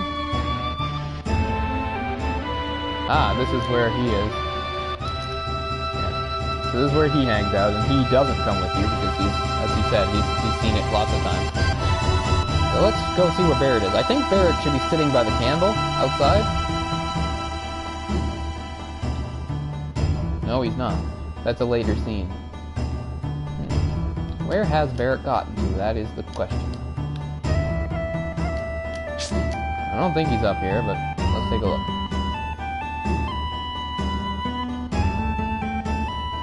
No. Okay. So Barret's not in the back room. He's not by the flame. He's gotta be upstairs somewhere. Well, you know what I mean.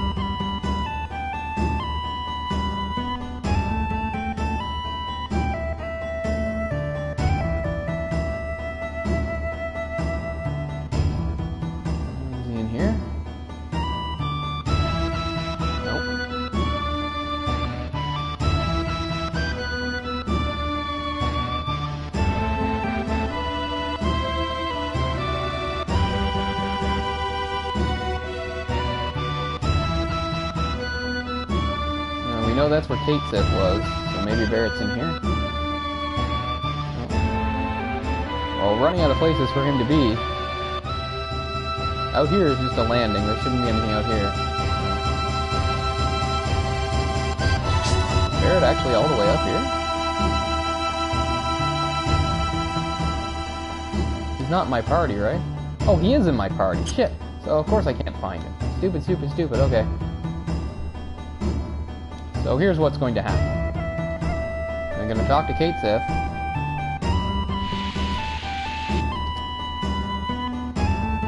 And switch Cait Sith in for Barret. Now we will find out where Barret is. Again, I know this is all unnecessary. I could have just talked to Cait Sith, got the people in the party I wanted, but I like seeing where everybody is and talking to them. And I don't remember. And with the other 2, I knew where Aerith and Tifa were going to be. And I knew where Cait Sith was going to be, and I knew where Red was going to be, but I can't remember Barret. So let's just find out where it is he actually goes. Then we'll switch him out, and then even though we don't have to physically go get Aerith, we will physically go get Aerith for the hell of it. Is Barret in here at the Elder? I think he is. Yes, okay. What? Says Barret. Nothing. So yeah, I could have just put Aerith in the party, but I want to physically go get her. We know where he is. Yeah. I just wanted to see where everybody is and hear what they have to say, even though all Barret says is, what? So, let's get Aerith and we'll get going.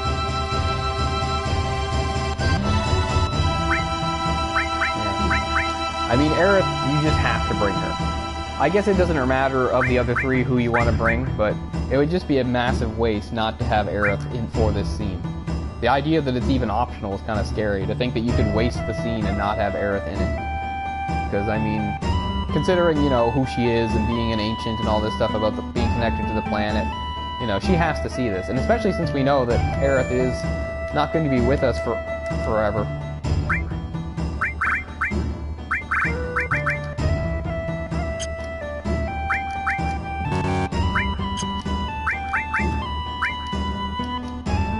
Motor Drive. Oh, that's what Motor Drive is. Okay, so I can sell Motor Drive. For some reason I was thinking Motor Drive was one of Barret's.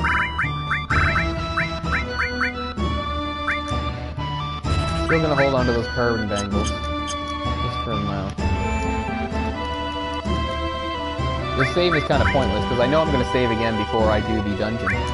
But, what the hell? We're trying to save frequently. Anyway, I've got Tifa and Aerith with me, so up we go to see Lugenhagen's, apparatus.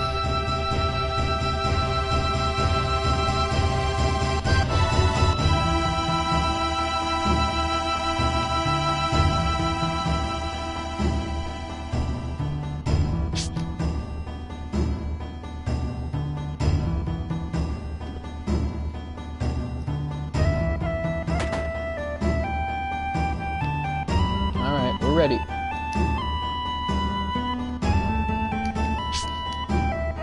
Just for the hell of it, I see. So he's got like a bedroom combination living room here. And on the very top is his telescope thing. This is as high as we can get. Looks pretty cool.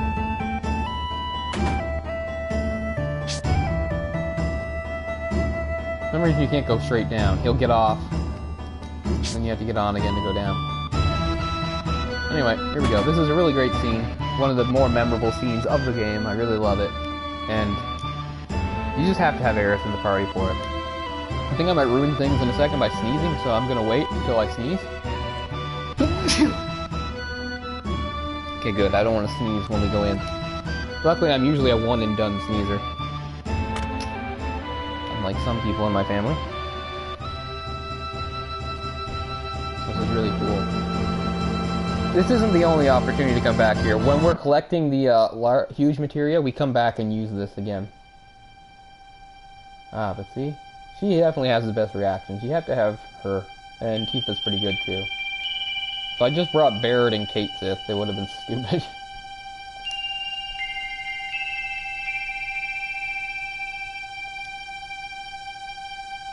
.3D holographic system. Pretty cool.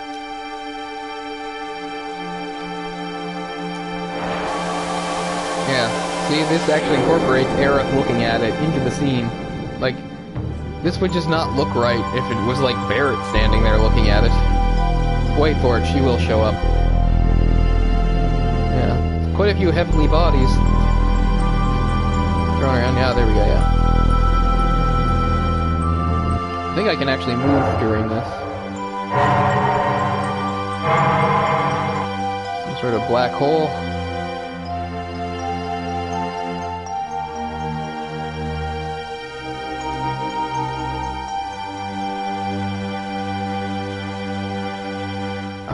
A little lecture on how the planet works and Mako energy, etc.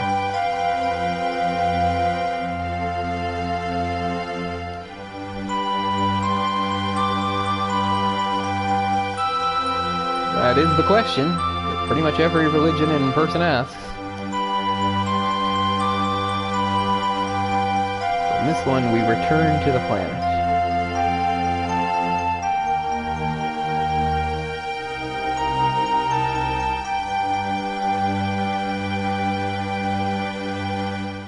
Kind of spooky, actually. And here's our first mention of Lifestream, which will become quite important. Passive energy of the souls roaming the planet.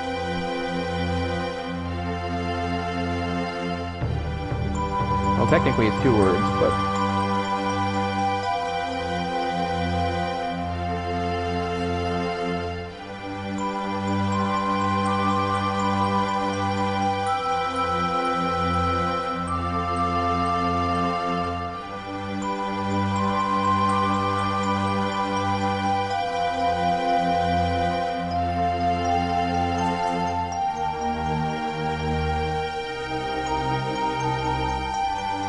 So I guess that blue-green thing is the planet.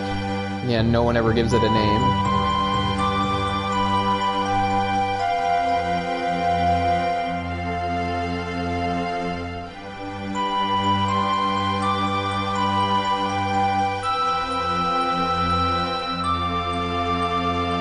Spirit energy.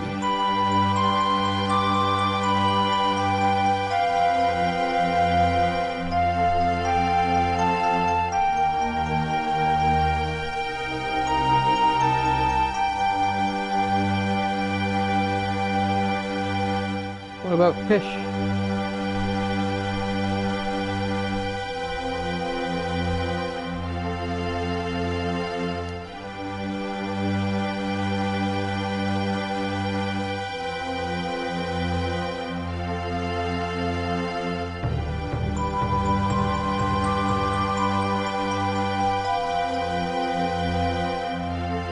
So it seems like pretty definitive proof that Barret was pretty much right. That what the Shinra are doing with their practices of harvesting Mako energy is literally killing the planet.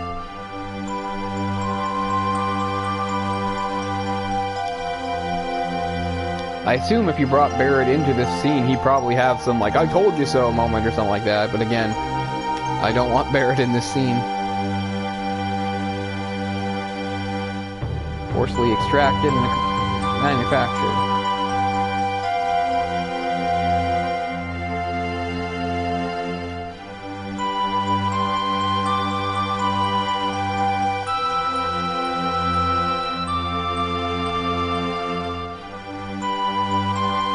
It's an interesting metaphor, I suppose, for the way we use energy now.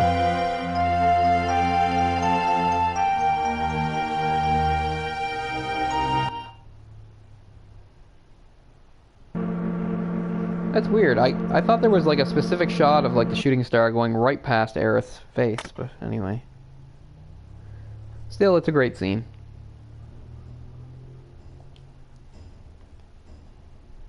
Music's coming back. Ah, and then there's that, the whole thing about Red thinking about his father. And that's what's coming up next, is really just sort of a, kind of a, almost a side quest, although it is mandatory. Sort of a spiritual journey for Red. I mean, you hear about that in the various cultures. About kind of spiritual journeys and things like going out into the wilderness and fasting and having visions.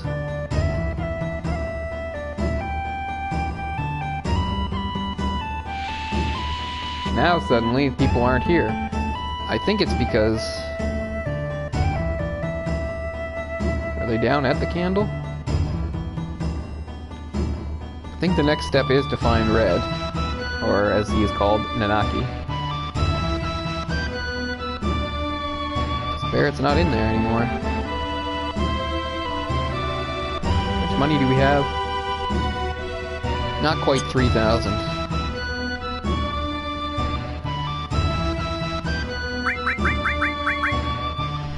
Just got the grand glove. I think Tifa's the one I want to take.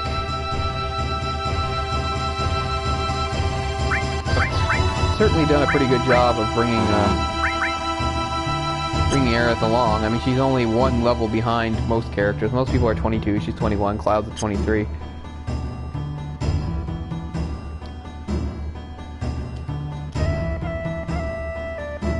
Yeah, I'm not leaving. Ah, yeah. So that's where they are. They are hanging out at the candle. This is a nice scene, too, where we all sit around the fire to have a chat. I like how Barret says that this was their, he's going to say that this is where he planned to take Avalanche to celebrate when they finish their mission. Yeah, where Avalanche was born originally, too.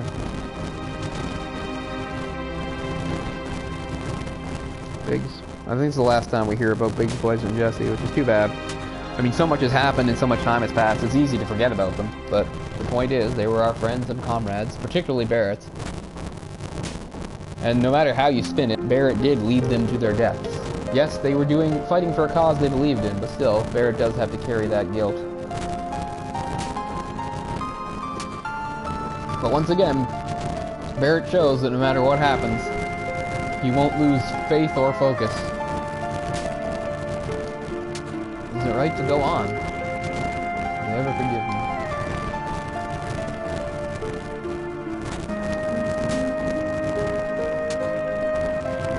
Nothing shakes your resolve, Barret.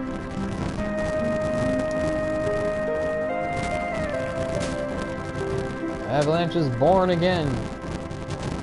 Okay, well I guess we were sort of Avalanche all along. Just some of our mission changed a little bit. What do you got to say, Cait Sith? You slick operator? That's all he says. Again, what are his memories? Are you the Shinra manager? Are you Domino? I can't recall. Tifa, be romantic.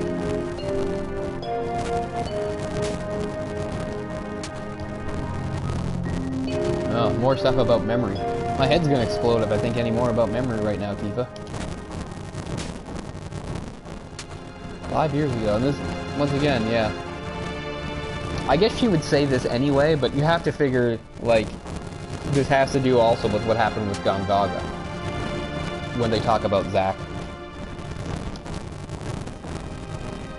Then it's nothing.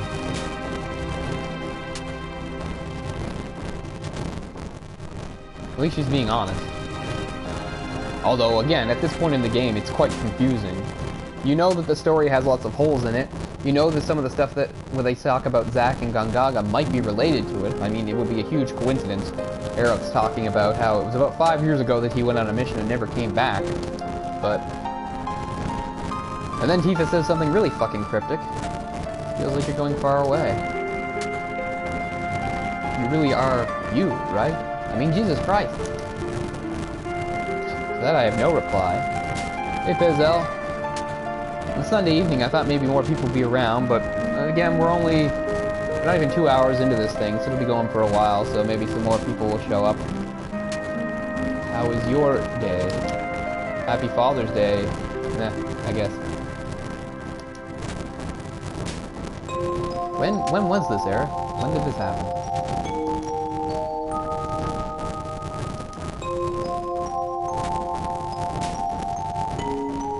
Yeah, well, you can bond with Red. He says he's the last of his kind, too.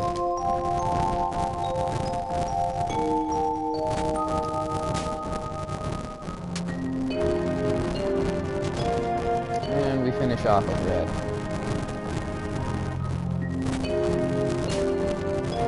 Indeed, a day of rest. Now he's going to talk about his father and mother. Nope, changes his mind.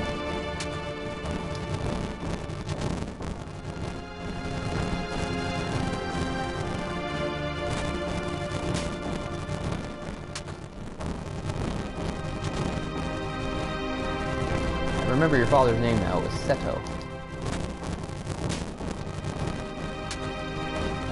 Ah, here we go.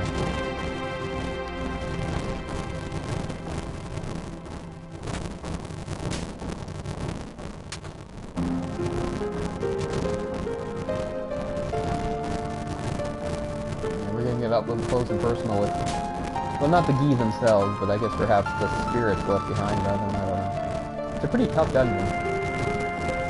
But it's really not them that's the problem. It's the goddamn spiders, as we will find out.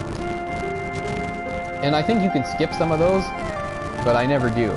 I'm a completionist, I want to kill everything I can, and if there's, you know... Yeah, you, Cloud, another person come with us. So I'm going to take Tifa.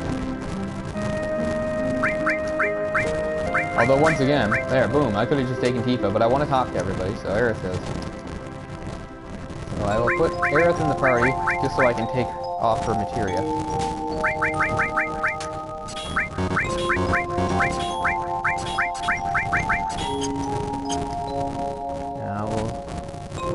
Count me out. Well, I'm gonna pretend you're coming. I know I've really neglected you, Barret, but the fact is you're here through the whole game, and... But no, Tifa, you're the one who's coming. Yes, you can. Be Cloud, Red, and Tifa. Before Red, what have you even got on? I bought you the silver Barret. Give you a card. Okay, usually I had you using fire, so you get the fire all. Descent. Chocobo Lure for luck. Titan. One more spell. Ooh, time, that's right. How about time? Tifa at the moment has ice, steel, earth, steel, and steel and random. That lightning's not too far from leveling, so let's bring it. And I think Cloud's full up. Oh. Cloud, you can have cover. Okay, not bad, not bad. You guys wait here while I go off into certain peril. And we're back to the Cosmo Canyon music. So let's see here. Cloud could have a better sword. Red has his best weapon, but he's only wearing a carbon bangle. Tifa's also only wearing a carbon bangle. Okay, we're gonna sell the remaining platinum bangle.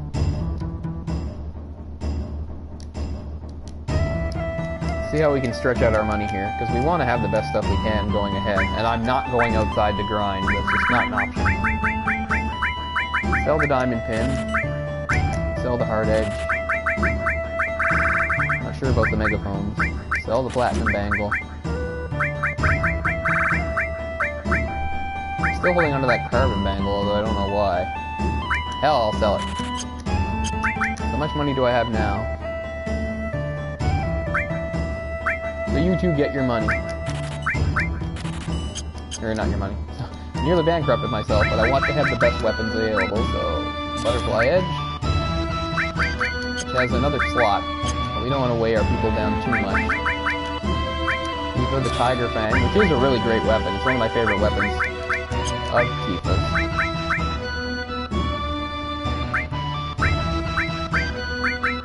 Yeah, at this point we still don't have very much support materials. All I've got so far are 2 alls. When do you get the element stuff and the added effect stuff? I thought by this point we might have some. I don't think I've missed any. Anyway, now we'll sell the older weapons and see if we can't get another silver armlet.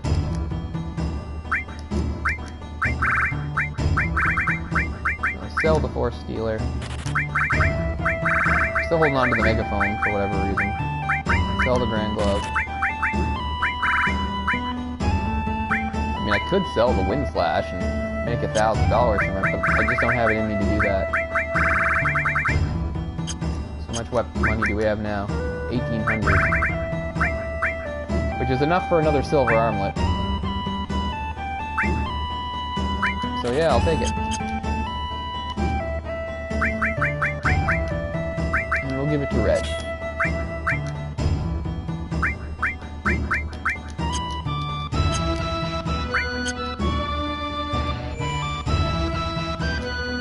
Hold on, how is everybody? Everybody's full?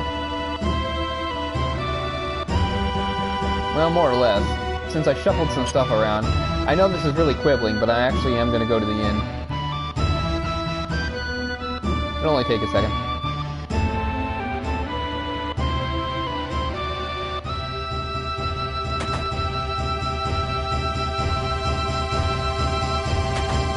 I'm back here. Oh no, this is just that room. Nothing there.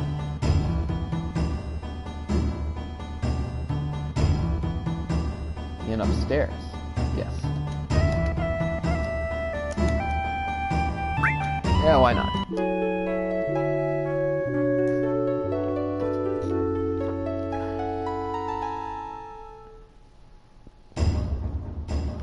Alright, we're good to go. So now we're we're just going to follow Bugenhagen, and he is going to lead us down into the depths of Cauldil Canyon, into a sort of a hidden cave system, because he wants to show Red, or Nanaki, something to learn about his father. Nanaki at this point thinks that when the Gi tribe attacked all those years ago, his mother dying in the process, his father, a coward, ran off. So maybe we're going to discover that that story isn't exactly the way he knows it. So there was a sealed door we saw a kid looking at, so I don't think it takes a genius to figure out that that sealed door is where we're headed. And here it is.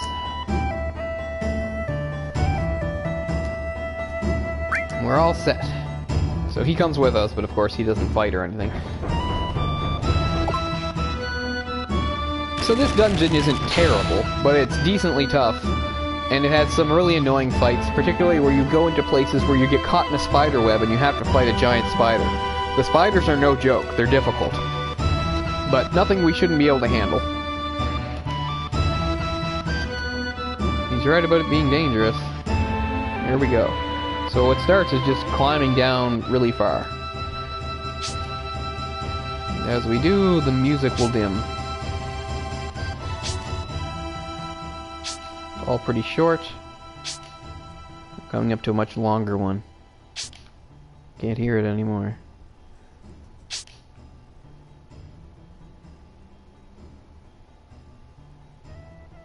Still hear the music a little bit. And here we go. And as we go, Bugenhagen will have some things to say. So it's a fairly confusing route.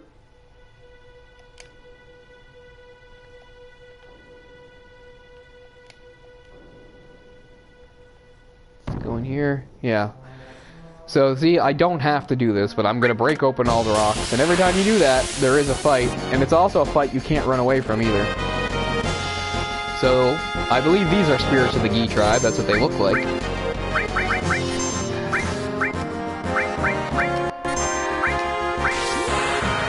Fairly fitting that we opened from a limit break for Red. Good, but didn't kill him. This new sword, this butterfly edge, is kind of a dumb-looking sword. Meanwhile, Tifa has one of my favorite versions of her weapon, the Tiger Fang. Kind of like a glove with claws. Looks like a Wolverine type thing. Okay, so that fight was pretty easy, but there's much tougher stuff coming up. There's also lava. I didn't even get anything for that. Yeah, so I'll get used to this. There's gonna be a lot of fights. Nothing to do but just grit your teeth and go through with it.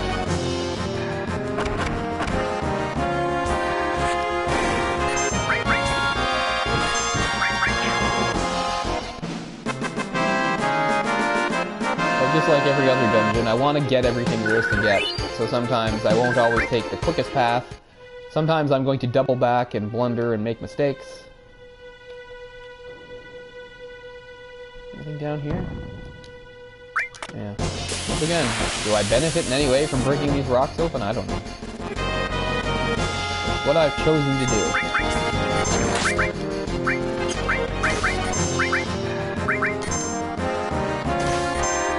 Well, this is a good opportunity to use Blade Beam. Multiple enemies.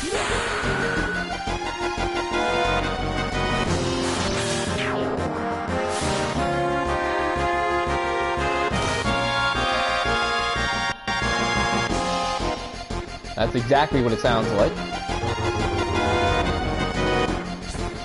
Death will be cast, but this guy will be gone well before the countdown. He got the whole brunt of that fire too. Oh, he's cute. He stands on his hind legs for it.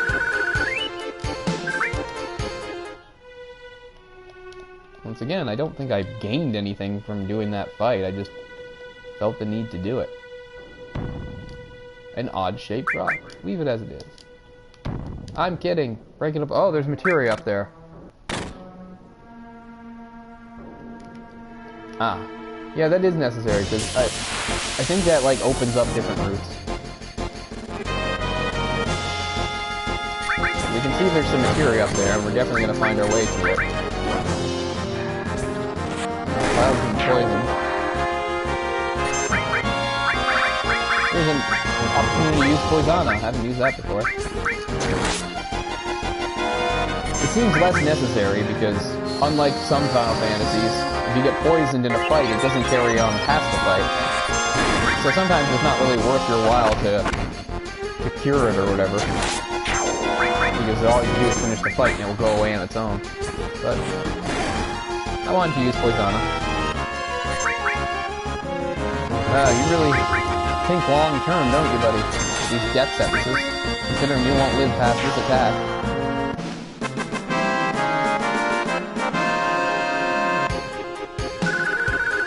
It's easy to see how we get over $800 just for that fight, and we have a lot more to go. So how do we get up top? How do I get to that materia? Do I have to go to a different screen? It looks like I do. Just being thorough, which of course will result in fights, but it's all part of the game. Maybe we can run from this one. Nope, not gonna happen.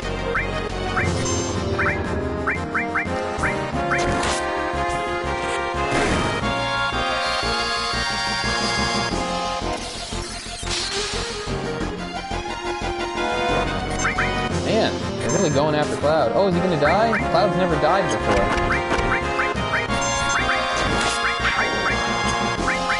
Here's a question. One of those cures is missing. I thought I had 2 characters that had cure. I forgot to take it off somebody. Who would have had it? I took all the materia off Barret. Okay, we have to have a look here. See exactly what's going on. I mean, Cloud has the restore materia that's up to cure too, but where's the other one? Fire. Time.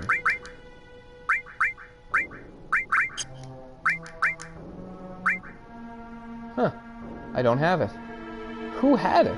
Somebody had it and I forgot to take it off them. I mean, that's fine. We can still get through this. Here's a chance to use some potions since I never use them. High potions. Some regular potions.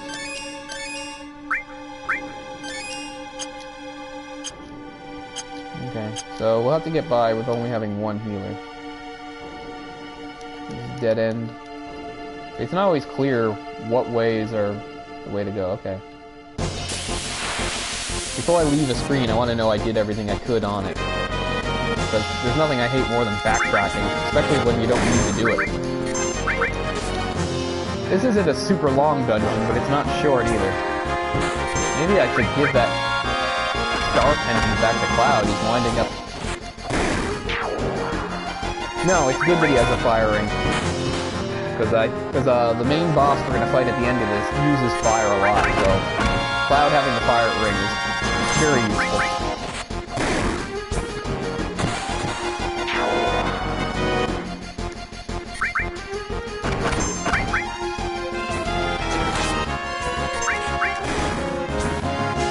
That should do it.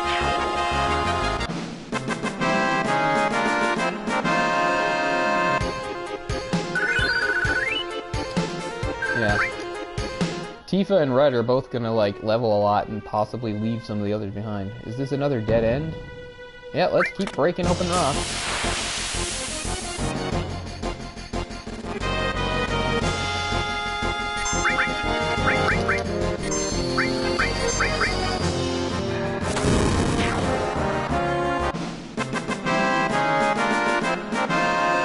to get that over with in 1 turn.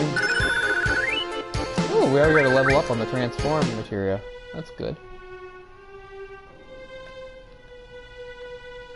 Okay. So I'm pretty sure up is the only way to go. There must be a way to come back down to get that materia. Don't worry, I'm not leaving it. For But this is one of the first dungeons that will actually tax us quite a bit. We'll probably have to use ethers and stuff to replenish our magic. Because these are fairly difficult enemies. We're gonna have to heal fairly often. We're gonna have to use spells fairly often, so... Luckily, I haven't really used ethers at all to this point in the game, so we should have enough to be able to use. This dungeon is fairly difficult, but I can't remember ever having died in it. So far, all this time in, we've only had one fatality. We had Tifa die in the battle. And she's so far the only one. I mean, eventually everyone's gonna have their turn to get KO'd, but... Ooh, the all has leveled up. Yeah, we're making a lot of good progress here. Yeah, see that...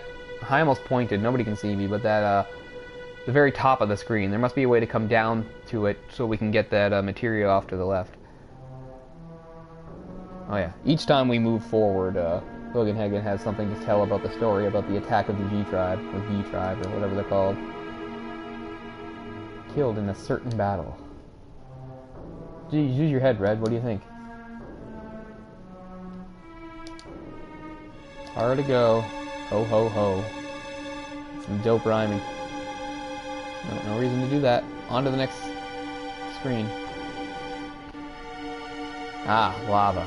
Yeah, see, over there to our left, we should be able to work our way down.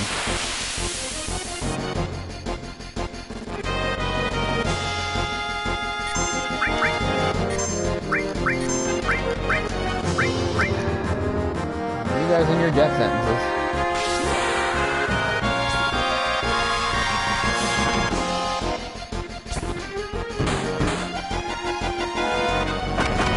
Attack's pretty strong.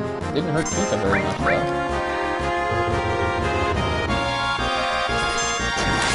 Oh, that's right. Death sentence is something you can learn. So there we go. Through the enemy skill materia, Tifa has now learned death sentence. I forgot that's one you can learn.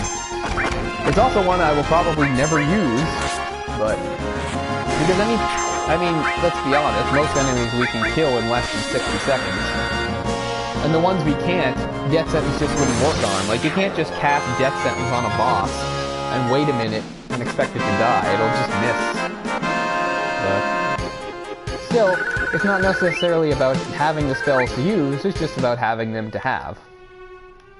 So we're not going there yet, we want to go across. Ah, right, that track. I knew about that and I still blundered into it. So that hitting that spikes hurt us quite a bit. I better take a look. Oh. See? That devastated us. First time to use Cure 2 on the party. Boom. Very useful. So yeah, I have to keep a careful eye on Cloud's MP as we go through here, because he's the designated healer. Finally, added effect. Okay, this is good. So Tifa's the one with ice. What I want to do is put the added effect so that her... So that means now, whenever she attacks with her weapon, it will have an ice elemental added effect to it, which will be helpful against the boss.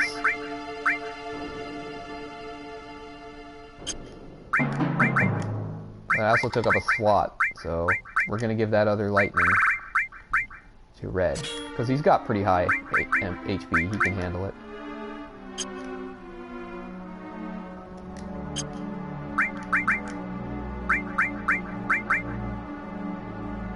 Yeah, so that we already know Toad. It didn't that transform materia leveled up fairly quickly. We've got another one, but we're gonna neglect it for now.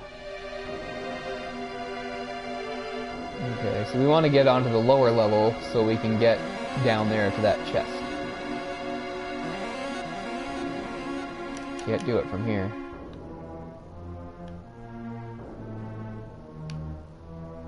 Well, wait a second, I want to go to the right. Do I just walk really slowly? Yeah. If you run on that stuff, you slip. Hopefully that's the only time I'll actually slide into spikes. What sucks is we haven't been here that long, and the fights haven't been too bad, but we haven't even done any of the spider stuff yet. The spider stuff is still coming up. And again, it's not the worst thing in the world, but they are difficult fights, they're time-consuming, and they're resource consuming.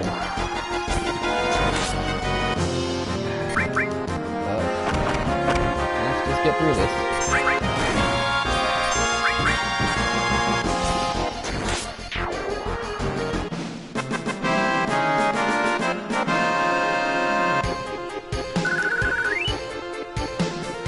Yeah, after this, the rest of the party is going to be way behind Tifa, Cloud, and Red, because they're getting lots of XP.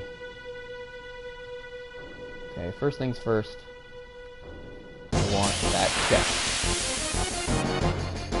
Lazy Sunday. Reading Piz's text again there. Like, think of the Lazy Sunday song from the SNL digital shorts.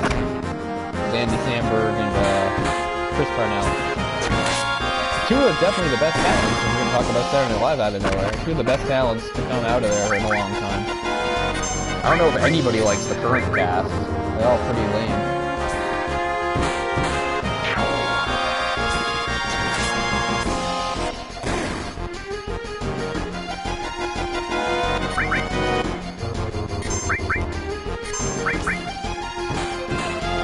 You just keep doing your death sentences, and we'll actually fight.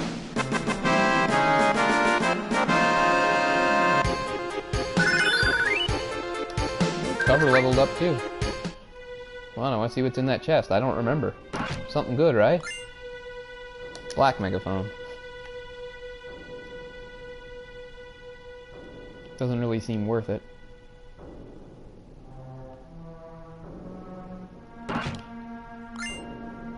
Ether. That's definitely worth it. Ether's very useful. I'll probably be using an ether or two.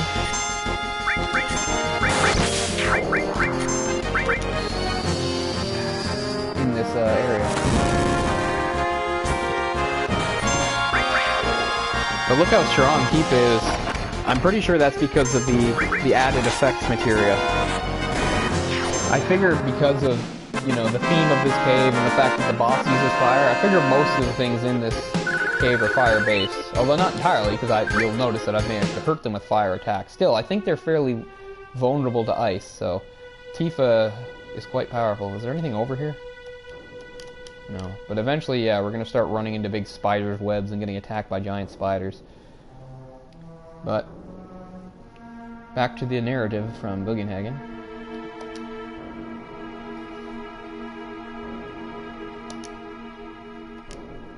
Let's move on. Oh, for God's sake, couldn't even get off the screen.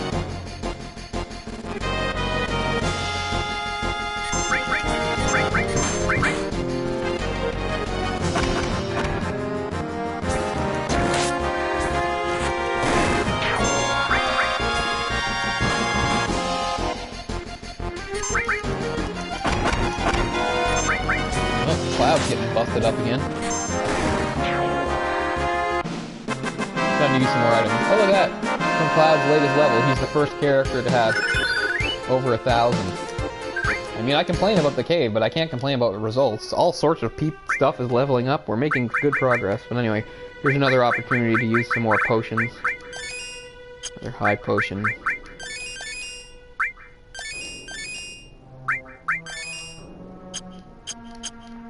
Alright, as we're gonna say, let's move on. Here's where things start to get pretty tricky. Ah, this was the spider thing. So, right. So, as we can see, there are like 1, 2, 3, 4, 5 different things to go through.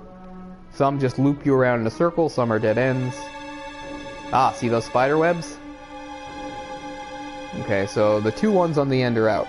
So, the middle 3... Okay, big spider web. Unavoidable fight with a spider. Can't escape. These spiders are quite tough. Let's see if they have any weaknesses.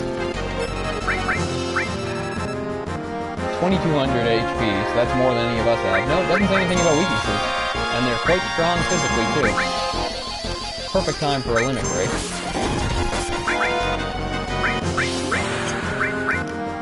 See how much they hurt them. Okay, so I'd say the first 1,000 has been taken care of.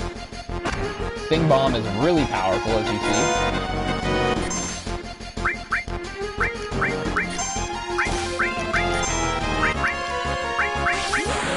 I don't know why I'm giving him a potion. That seems a little weak. He's down to 94. A potion's not going to help. Oh, he didn't die. That should have killed him. Anyway. Back to the task at hand. Killing this bastard.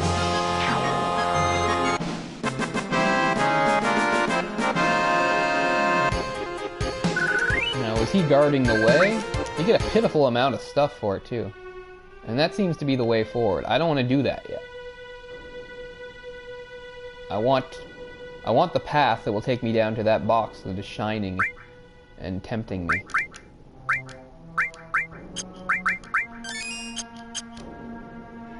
Okay, I'm gonna give Cloud an ether now, actually. There we go. And I guess Red could benefit from one too. Okay, so I did the two end ones. This one leads into a web. What's the middle? Where's the middle one go? Seems to be a dead end. So the one to my right will lead into the other web. Ah, back attack. Beautiful.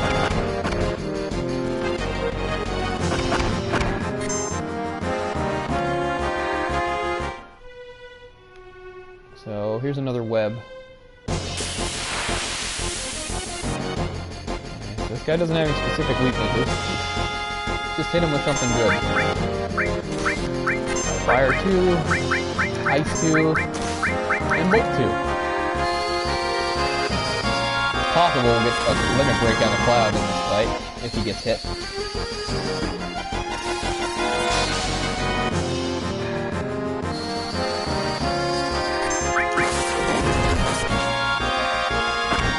Yep, here we go.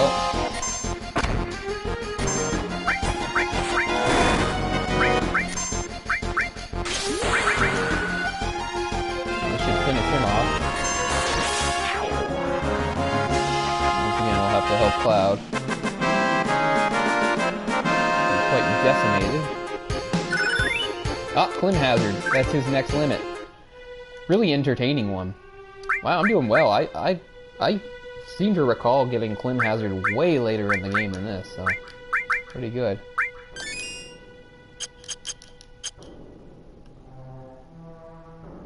Okay, there's a chest. Three chests on this screen. Obviously, I'm going to get them all. Side attack, nice.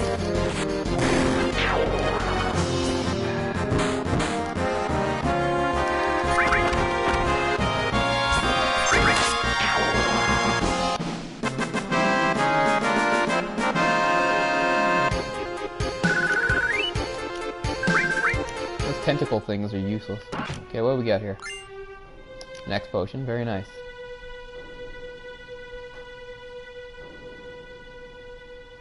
But I need the path that takes me down below. Now this just loops around to the one on the far right, right? I hate when I can't see where I am.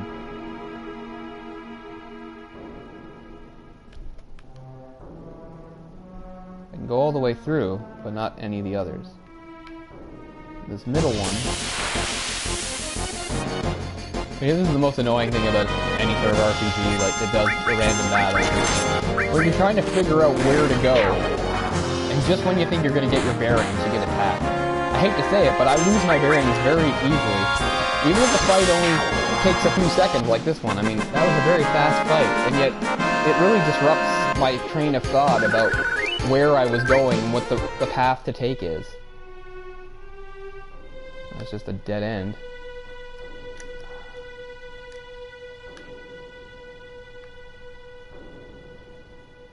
Okay. That goes nowhere. This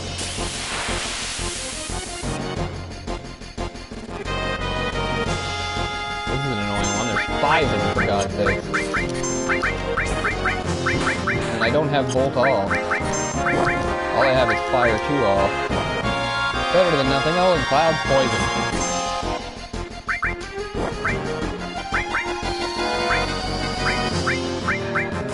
Poison and paralyzed.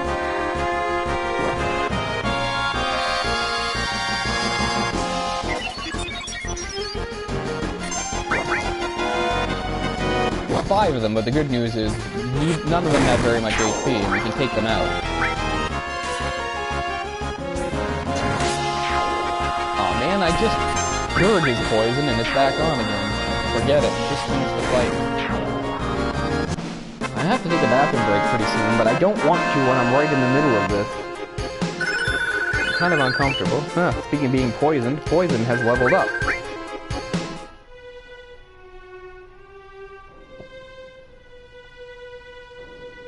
This is the one that goes to the...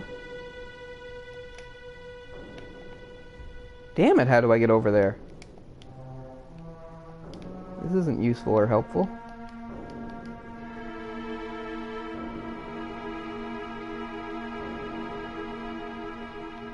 And that's the way to go, just up through the center. Do I have to pass onto another screen to make this work? And as usual, getting attacked. Only one.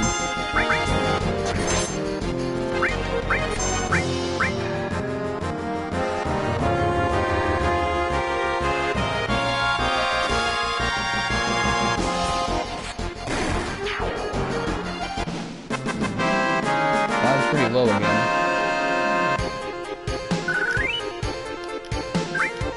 Well, that was such a waste of time and effort. And this goes up here.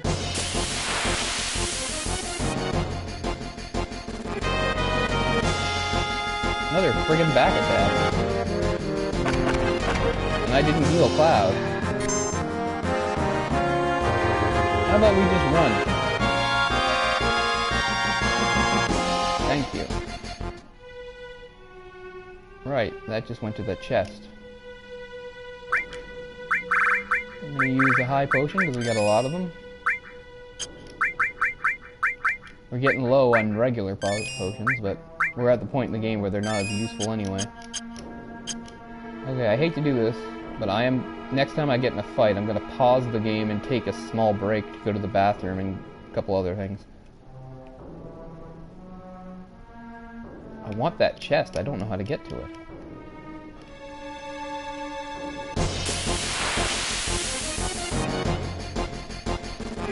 Mostly finish the fight, though, before I can pause it. Don't get poisoned, for God's sake.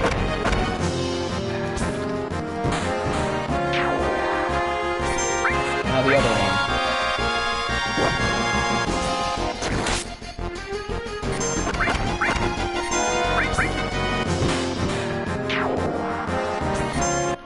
one. Alright, so this will be a brief break. But, not for very long, because I just want to come back and get through this part. Okay, see you in a minute.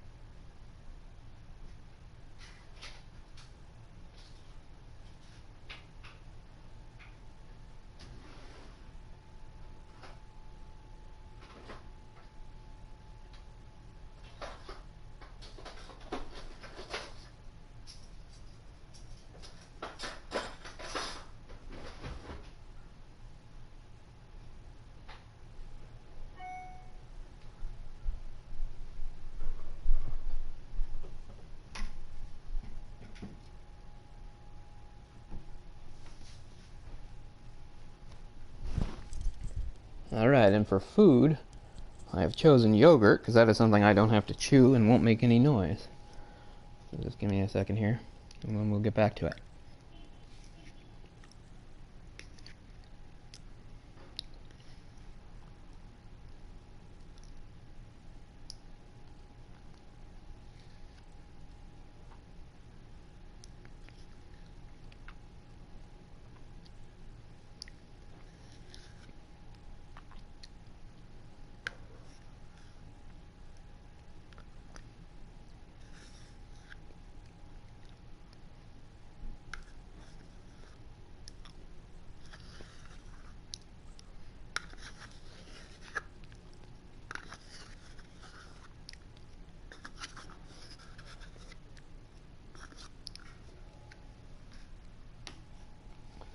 Alright, let's resume. I'm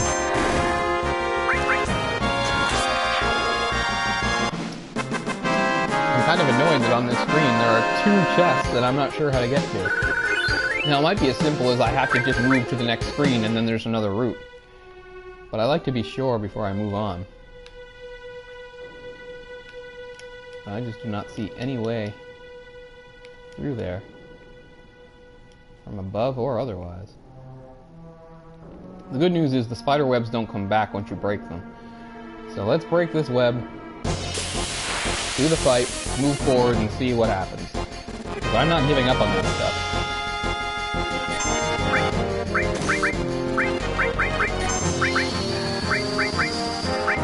Oh, that's right, now I've got Bio too. It takes 36 though, I'm not going to use it.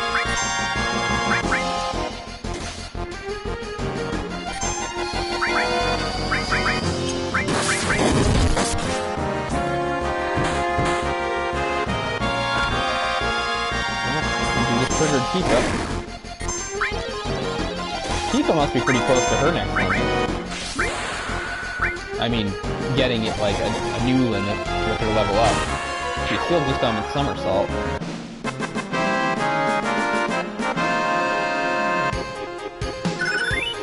As soon as I say it, there it is, water kick. That's interesting.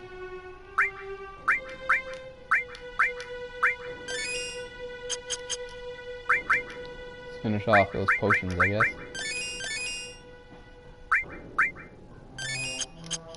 Okay, it's with great reluctance that I move on to the next screen, but as things stand, I can't really figure out how to get... Oh, well, there's one. Okay, no, I'm not moving on, because it seems like that part where there's green is some sort of, like, optical illusion. So hold on, let's just figure this out.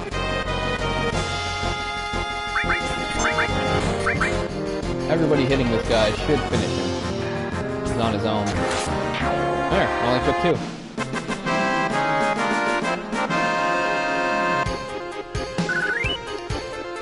Yeah, next time Tifa does her limit break, we will see water kick added to it. Okay, so down here, there's some sort of like optical illusion. What if I hold over? No. Man, how do I get over there?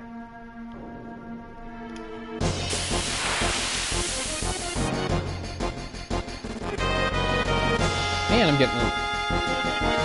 It seems like a disproportionate amount of back attacks, doesn't it? Time will stand and fight. Correct?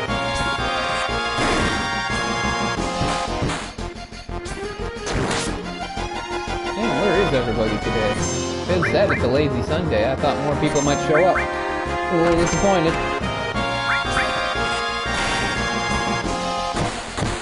I know it's Father's Day. Was that really such a big deal? I sent my dad a text. Aren't I a great son?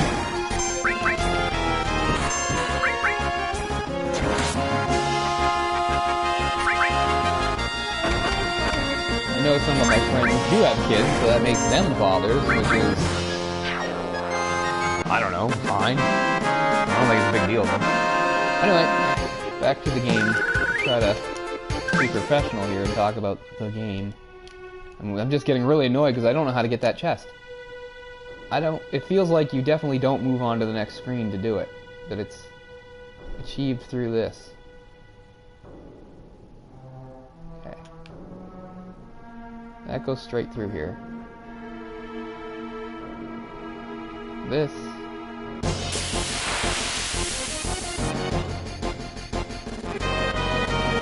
Oh, let's run. I don't want to do this.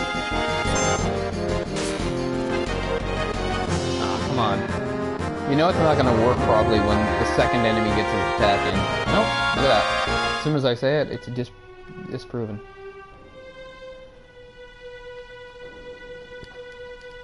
There's no way to do it from over here. And that's that one. It's got to be this middle. Because this doesn't go anywhere. Try to hug the wall, nothing. And the other one is the way through. I feel like an idiot that I can't figure out how to get that chest. Oh, come on, I don't want to fight these guys. All they do is poison me. See? Poison. Ah, it's irritating. How do I get down there? Oh, thank God, Orc's here. I'm a little lonely, to tell you the truth, Orc. I thought more people would be around on a Sunday evening. I mean, here I am, 2.5 hours in. It's been pretty dead. I'm a little disappointed. Doesn't matter. I talk anyway. I keep the commentary going. I'm a professional. Ooh.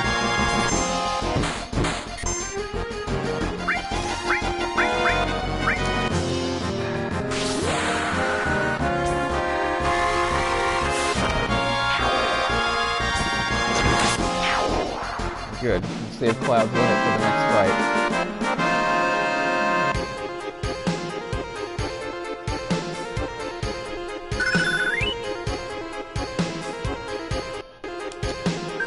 No, not really. I mean, today's Father's Day, but I didn't think that was much of a big deal.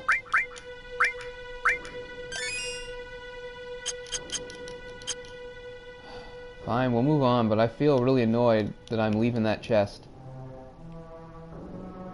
Really annoyed.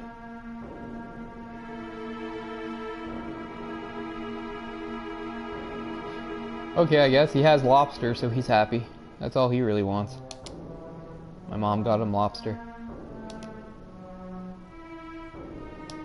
Well, who do you think he was? But we're saving it for the end, Red. Damn it, am I really gonna get defeated by this? Am I gonna leave a chest? I never leave chests. What fucking is wrong with me?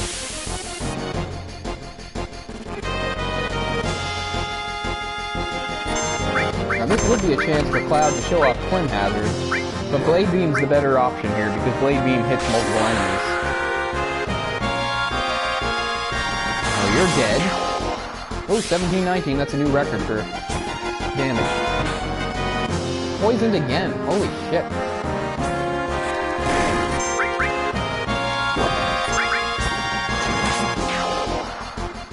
I guess everybody should have worn star pendants.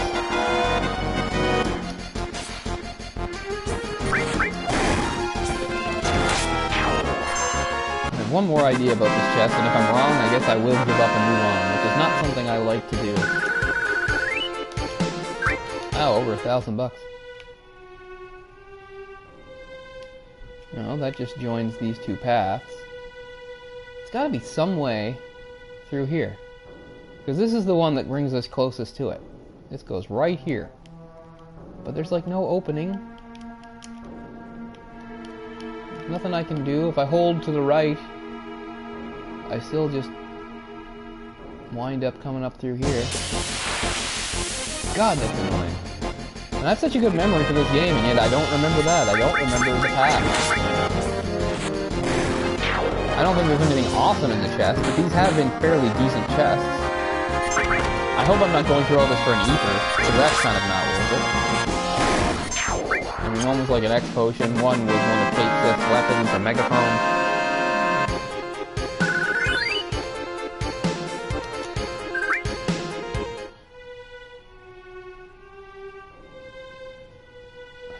Fuck it, I guess, but man, that does not sit well with me. I'm breaking my rule about being thorough, but I don't know what else to do. So I think there's... Oh, this is it. This is the boss fight.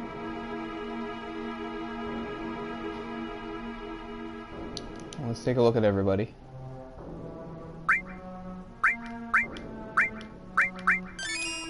Another heal. So this thing uses fire primarily, so Cloud's gonna open with Shiva, because that's a strong ice attack. Tifa... Not only does Tifa have ice, but she also has, the ice elemental. Which means that, it adds the added effect to her physical attack.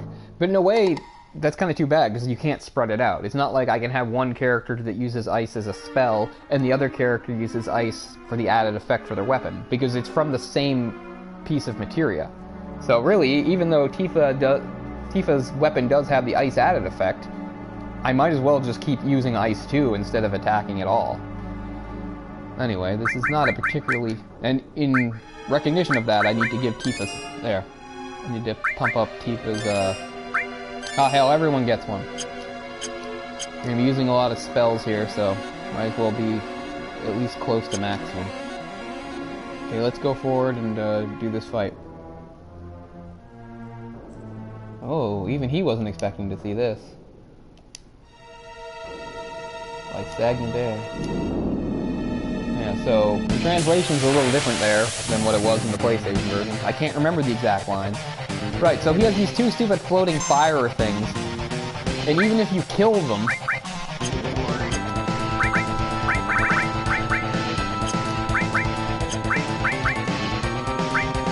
he can just make them come back. So I don't think there's any point in attacking them. I think the best thing to do is just hit him. Let's try stealing from him and see if he has anything. Maybe that'll make me feel better. Now, Cloud has the fire ring, so Cloud probably shouldn't even be able to die. Level 29, he's got 5,500 HP, weak against Holy. I don't really have Holy, so we're gonna use Ice instead. It's really annoying when you come across enemies like this is a boss, he's not just a random enemy. He's weak against Holy. And at this point in the game, I just don't have any Holy attacks, I don't have any Holy spells, any Holy weapons, so what's the point? But Ice is decent.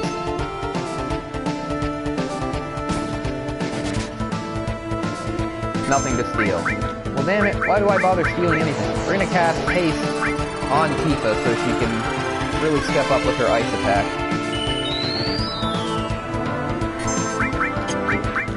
Oh, Shiva's leveled up so I can use her again, that's nice. First time I'm able to repeat a summon attack. Flamethrowing Destiny.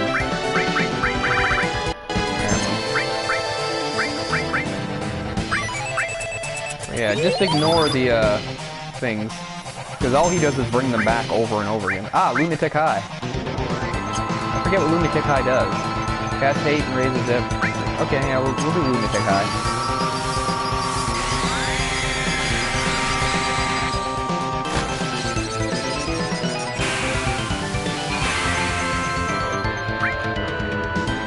No, we won't. We're actually gonna stick to Sled Fang. We're gonna keep it attacking this faster.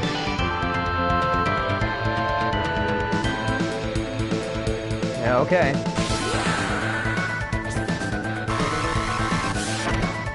Wow! That was the right choice.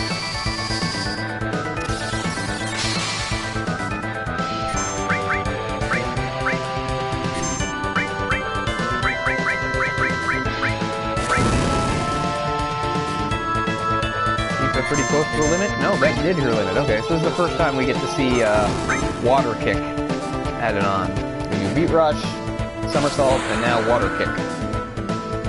Or wait, I think I had to set the limit, didn't I? Yeah, I didn't set it. Shit, that's on me.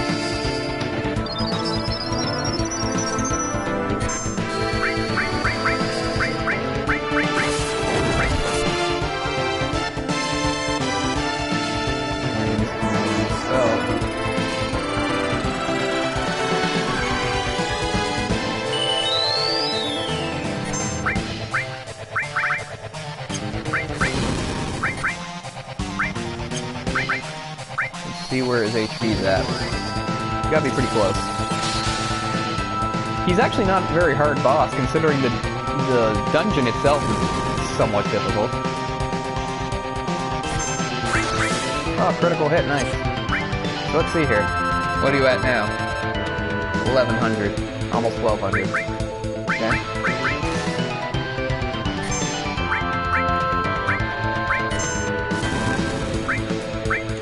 Wow, you're really giving it to Tifa. Got the limit break again. You won't get to see water kick.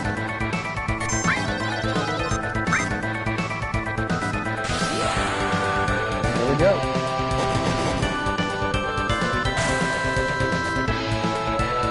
Good, but could have been better.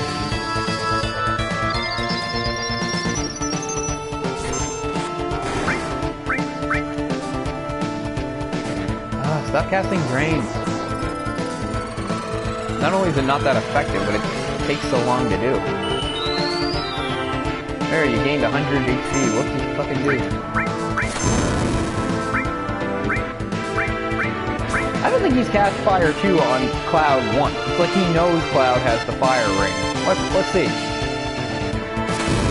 Oh no, that's the deal. Like every single Fire 2 has been at Tifa. It's all moot now.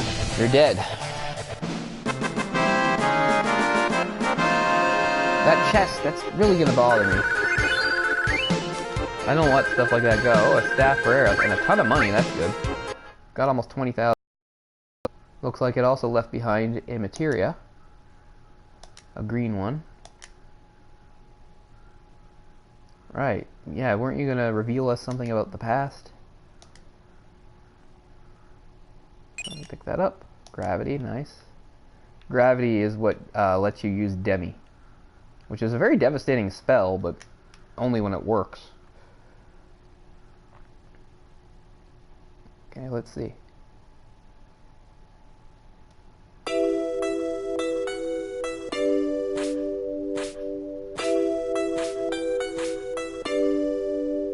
Look up.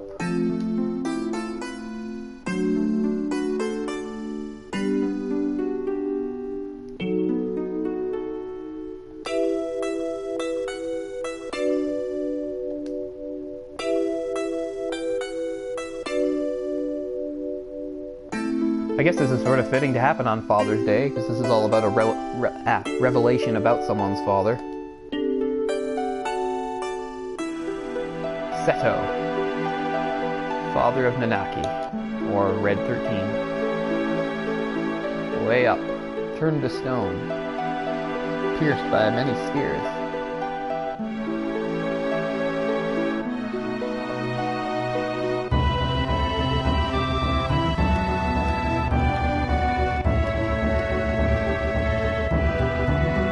Seto.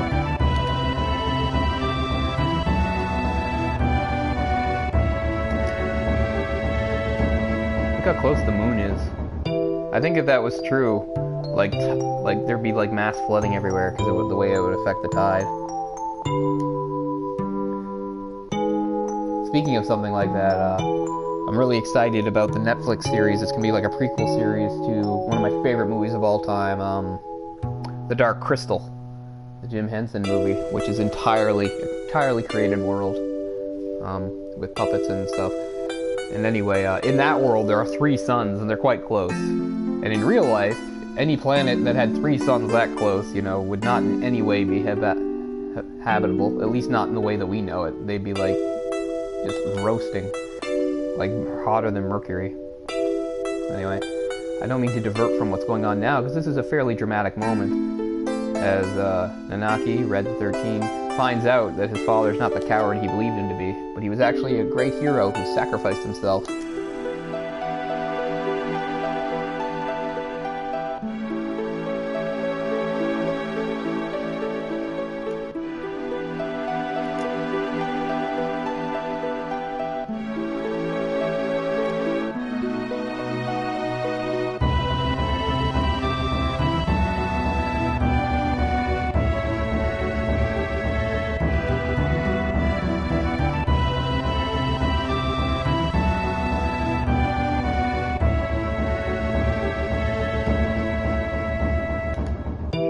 Private moment.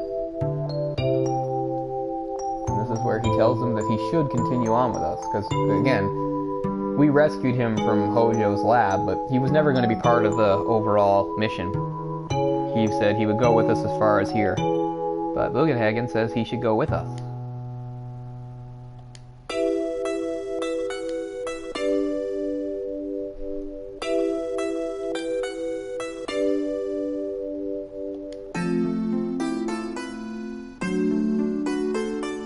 shouldn't try. I don't even remember mentioning Sephiroth to you, but anyway, I guess we can assume that we did.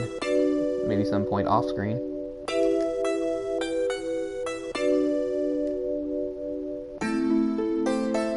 Okay. Yeah, that's what I said. You gotta try.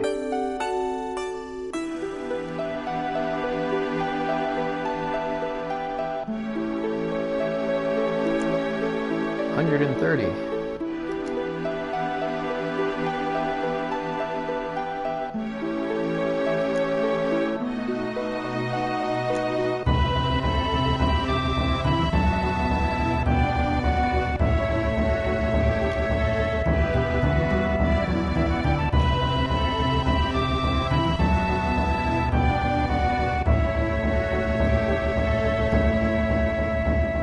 That's for sure.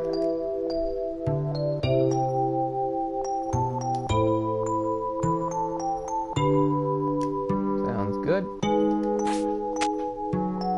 Oh, he's getting overcome with pride now. Never a bad thing. He's young. Well, but... Ah, the tears. Again, poetic license. Tears wouldn't make sound, but the sound is nice. All things will be lost in time, like tears in rain. Blade Runner. Best death ever.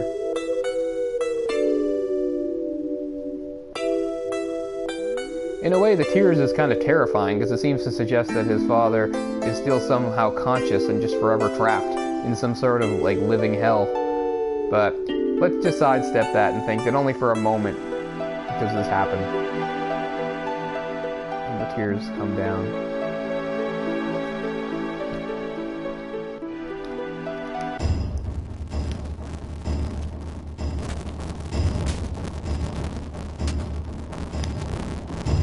Shall we get going? Like, did you even tell the others, like, what happened in the cave or anything, or... Whatever. Guess what, Barret? You finally get to come with me.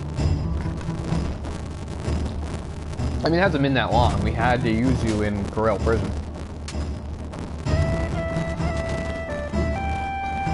Came in handy at times, yeah. We're ready to say goodbye to him. But no, he's gonna come. See here, yeah. Barret and Cait Sith and Aerith are down at 23. Damn it, Aerith, no matter how much I try to use you, you still wind up lagging in behind. Well, come on, Cait Sith, let's do it. Or wait. I need Tifa back on for a second. So I can take her stuff off.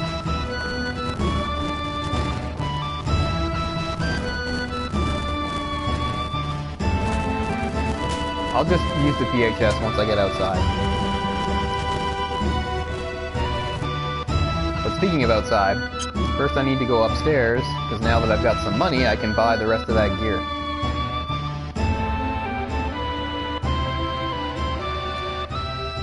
No, not the Turtle's Paradise. Ah! Yeah, replicas, blah, blah, blah. Alright, let's see here. Heavy Vulcan. Prison staff. And a green megaphone. So let's see here. Armor.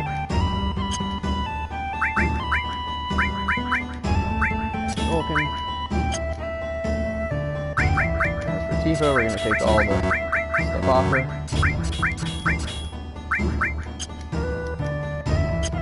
Tifa's still wearing a carbon bangle.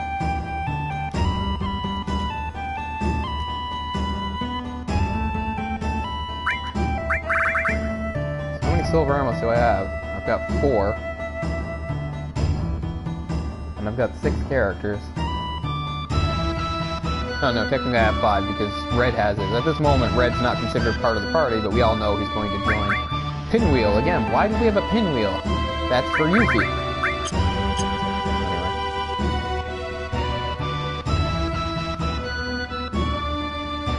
Okay.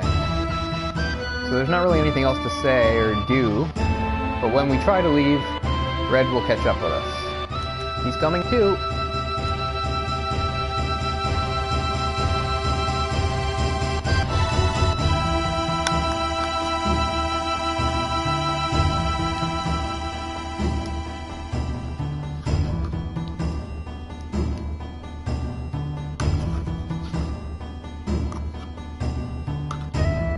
Oh, oops, I had to walk over.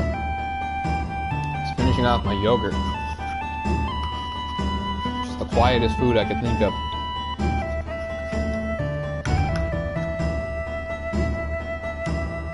I will.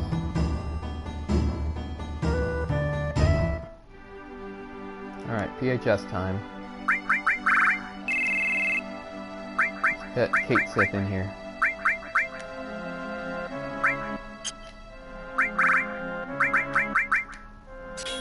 Oh, so he was already loaded up with stuff. But anyway, take everything off. Let's see, when I got Cait Sith, he had a yellow megaphone. I found a black one and a white one, and I bought a green one. So let's see here. The green one is the only one that increases the attack. Attack percentage for white. Oh yeah, that's the other thing I forgot about. The growth. As it see there, slot and growth. Double means, you know, exactly what you think it would mean. The materia grows at twice the rate there, so it levels up a lot faster. So if I give him the green, he'll have a better attack, but the materia there will go back to being going not as fast. Although again, it does have some added, it has connected slots, whereas with these it doesn't. So I'll give you the green.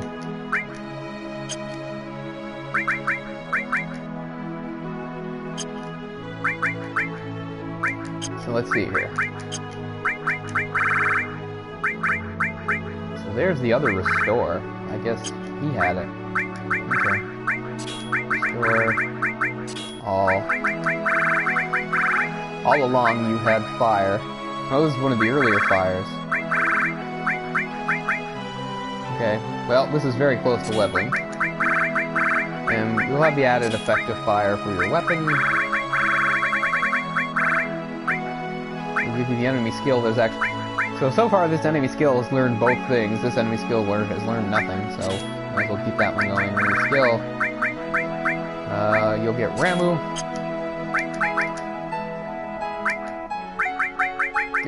Cait Sith. I almost called him Cait Smith. It's very close, right? He's Cait Sith. He's only one letter off, almost, from being Cait Smith. Cait Smith, of course, was a singer who was always around, but rose to fame when she was a lot older in the 70s, when she used to sing God Bless America at the Philadelphia Flyers home games. And their record when she did that was really crazy. But then again, remember, these are some of the best Flyers teams ever. In fact, including the only ones that won the Cup in 74 and 75. Just this last year, they made the decision to stop doing her rendition of it, because even though she died years ago, they used to still play it, and sometimes have a current singer sort of duet with her. But I guess they decided that since in her early career as a recording artist, when she was doing songs in the 30s, she had some fairly racist songs. And they weren't just songs that, like, you know, somebody gave her and told her to sing. They were songs she'd actually written herself. So I guess that's why. So yeah, Manipulate and Death Blow, I just don't really have much use for them. But anyway, they just decided that maybe it just wasn't in good taste to have somebody that had profited off of racist songs. I don't know. I'm sure there's plenty of people upset about it.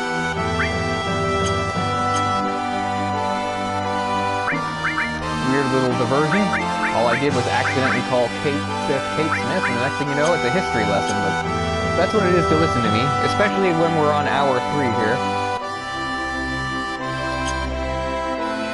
Okay, so everybody's good. We're gonna go forward with this party of Cloud, Barret, and Cait Sith. Even though, again, I feel bad that Aerith is gonna fall behind again. As for Tifa and Red, since they went through the cave with Cloud, they're quite high. They're about level 26. So it gets a little confusing about what direction we're going in here. And once again, you can't just screw around either, because you can get in fights in this thing. case in point. Here we go. Let me guess, those dumb penguins. Nope, the turtles with spears.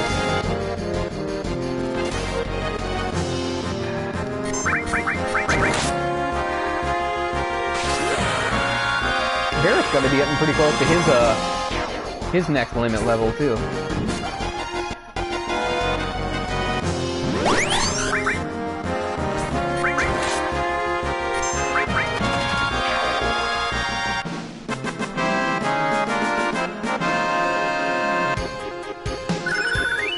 Ah, yeah, there's the level up to the fire, very nice. So we just go beyond. And we just sort of follow where the land takes us. So we're going to cross another river here, go on to another section of a continent, and soon we'll see some very pointy mountains, pointier than anywhere else we've seen.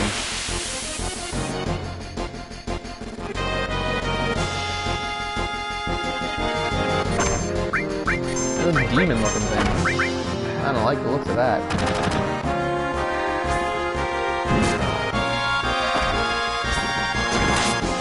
Might actually be in my best interest to do some fights here to get Cait Sith and Barret up to speed, since they're a little bit behind.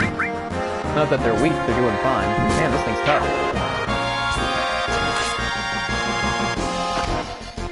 There's wolves like this on like every continent. Critical hit, still alive.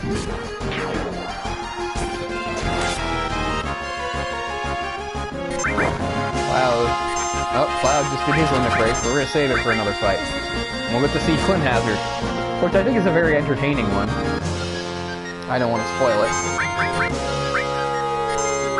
What did that howl mean? Yeah, nothing, he's dead. He's dead, Jim.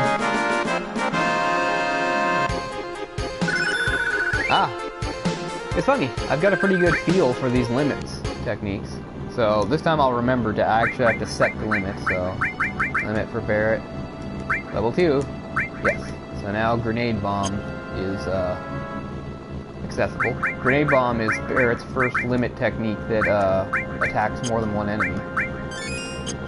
So that's cool. So, spoilers, since we're going to be there soon, that is Nibelheim. That is Cloud's hometown, and the place we've already seen in the flashbacks of Cloud's story about coming to the reactor with Sephiroth 5 years ago. So, yeah, very exciting the first time I came here, because you think now I'll get some real answers. But as you can see, I'm fucking around a bit. I want to get in a couple more fights. It's a very rough stretch ahead, and this might be the longest one. The last two, the first two, I mean, were both 5 hours and 40 minutes. But that doesn't mean this one can't be much longer or shorter. Oh shit, I just did Blade Beam. Okay, so we're putting off Twin Hazard a little bit longer. Sorry, that's my bad, I wasn't really thinking.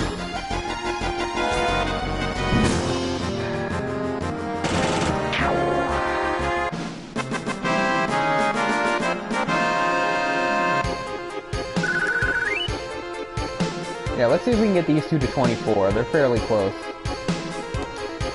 If we get them to 24, we'll go to Nibelheim. So then we'll just sort of scoot around.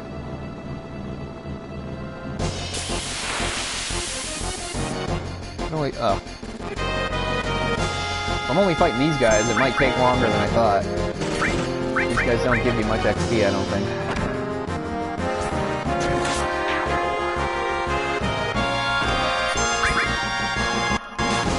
Critical hit.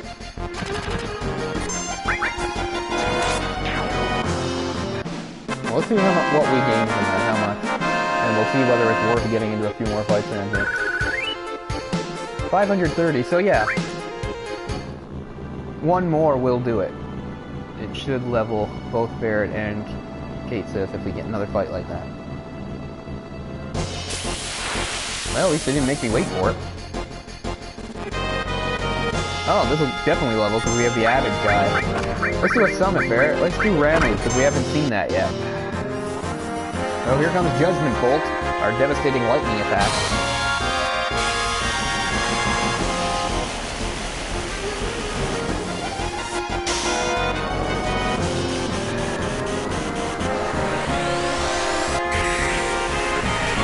You bastard. pretty good, but not enough to kill any of them.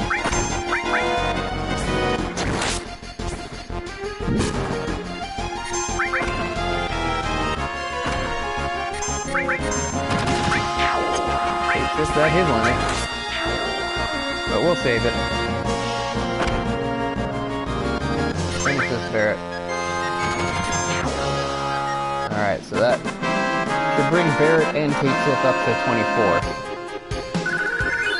There they go. Cloud's not even that far off from 27. Alright. Enough suspense being built here. We're going to Nibelheim. Oh yeah. It's funny, I moved all that stuff around, but I'm taking Cait Sith out. I'm putting Tifa back in. Because I can't remember if you need her in the party or not for certain things to happen, so... Even though I feel bad because she's up at 26. Hell, she'll go in for Barret instead. So yeah, hold on. Sorry, Barret. I'm gonna take your stuff off.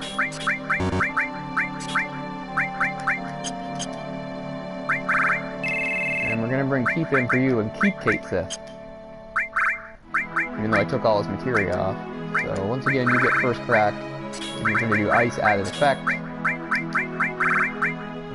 You're also gonna get to restore all the enemy skill. Crit. 5, and you're full up.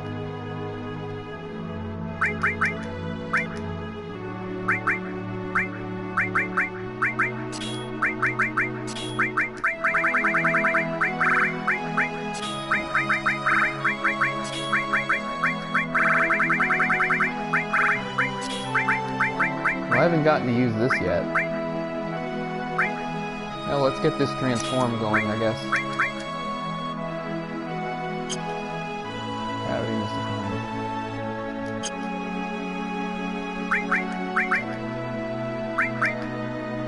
Still only have a carbon bangle. I didn't buy another silver armlet.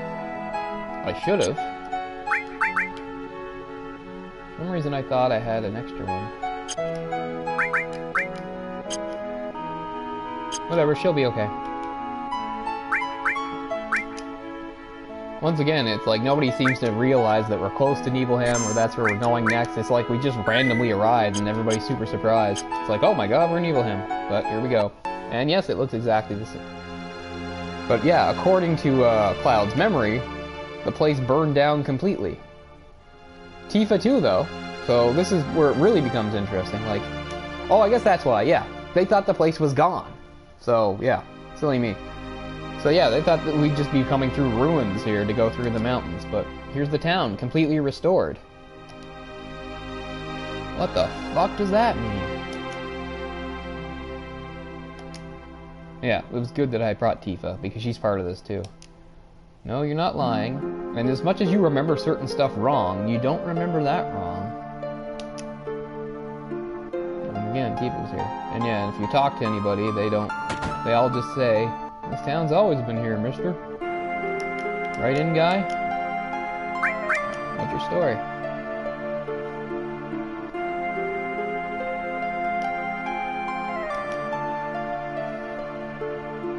Don't say such awful things. I was born and raised in this town. You're lying. Oh, it's Tifa who actually says it.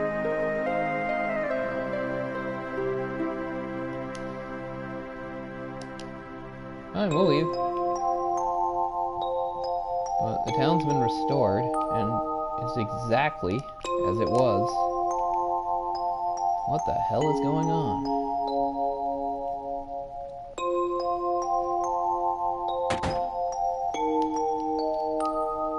Ah, right, and here's our first... I didn't even notice them, but as you see, here's our first, like, Sephiroth clone thing that looks like one.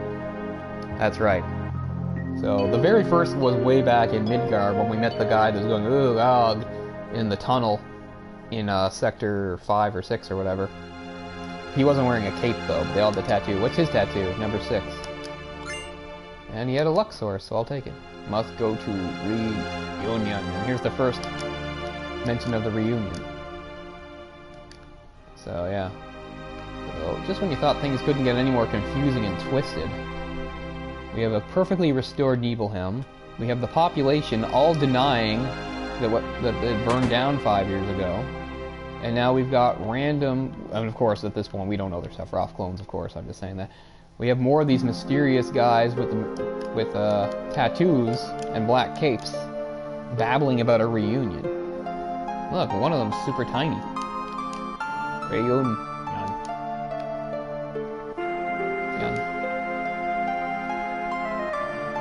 That's like so freaked out and depressed by it. Look at it, he just can't stand it. Another luck source, though.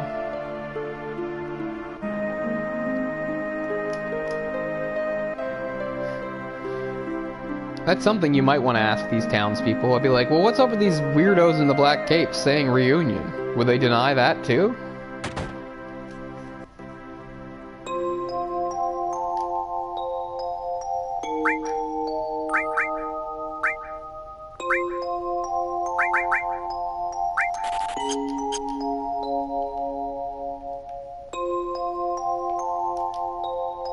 Nice town, huh? Now, Cloud says you're lying. That's the line I remember. How about being born and raised here?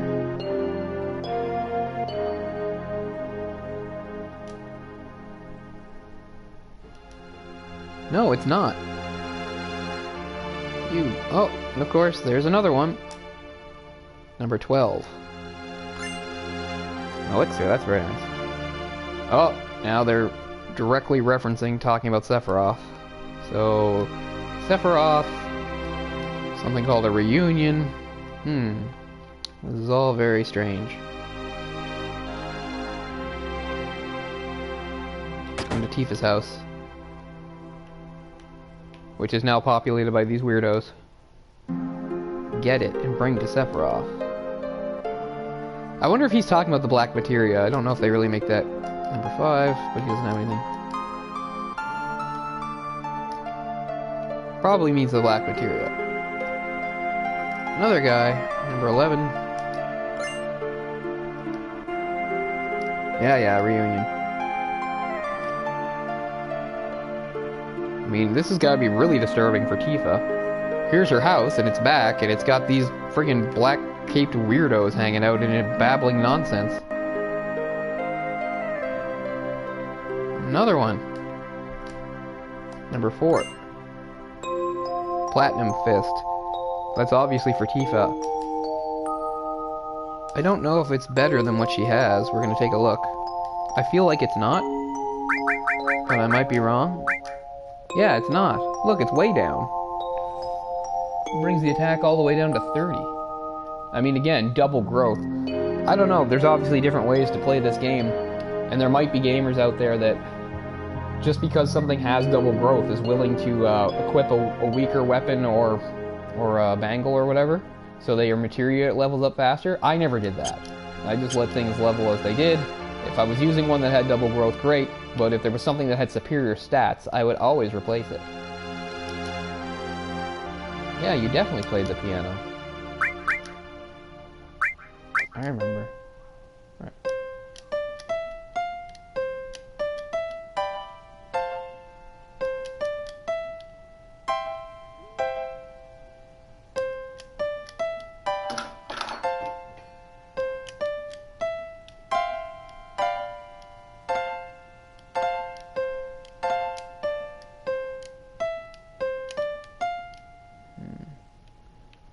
No, I can do this properly. Just hold on. Say that you forgot. I forgot. Ah, that's what I was screwing up. I should have looked this up before when I was doing the flashback. I forgot that you have to combine certain ones. So, it's using the shoulder buttons. Okay, so let's try this.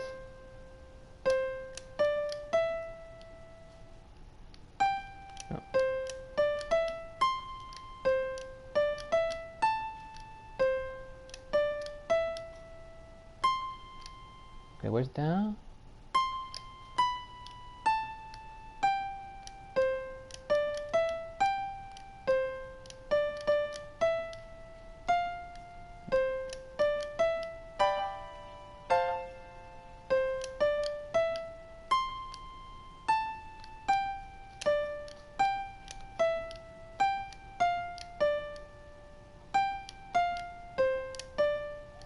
I mean, that's it, but I really screwed it up.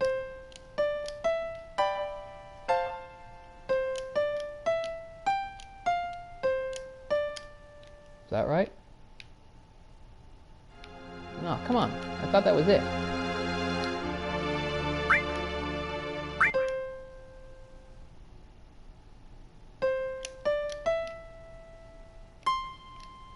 Okay, let's see.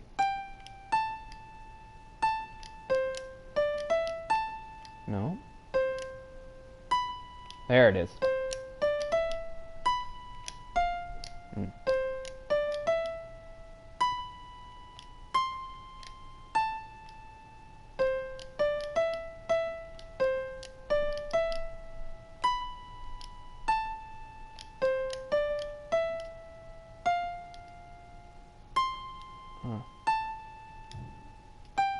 Okay.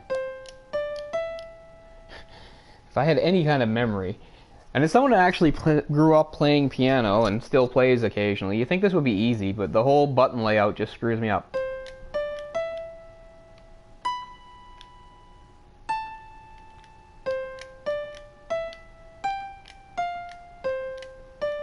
There it is.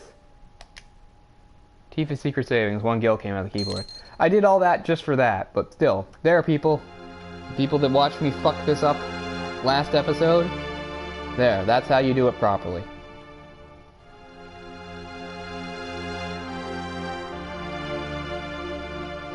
Just took a little bit of patience and practice. Just like real piano. Oh, you guys are freaking me out. Or no, I already did that. The only place I haven't gone into is my own house.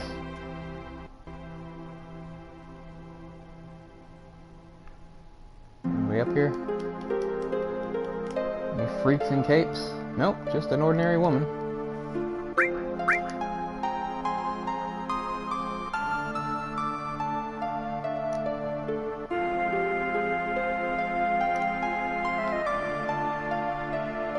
Wow, you're even meaner than the other ones.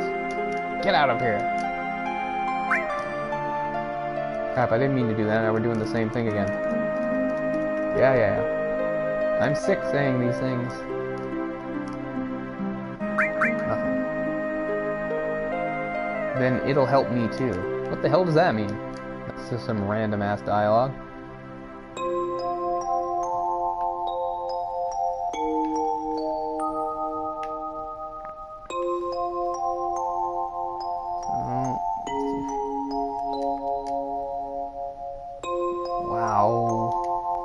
Let me guess, you're gonna say he's in the mansion. Oh god. The mansion stuff. We're gonna call it a day early. Didn't have much success today anyway, unfortunately. I don't think I have the strength to do the mansion stuff right now. The mansion is a difficult and confusing place. And even though we've been going only not quite 3.5 hours, which is fully 2 hours less than the other 2 episodes, I just don't think I have it in me to do the mansion stuff tonight. So, unless anybody out there wants to speak right now and to say, keep going, Cole, I'm going to go outside and save and shut this down for the day.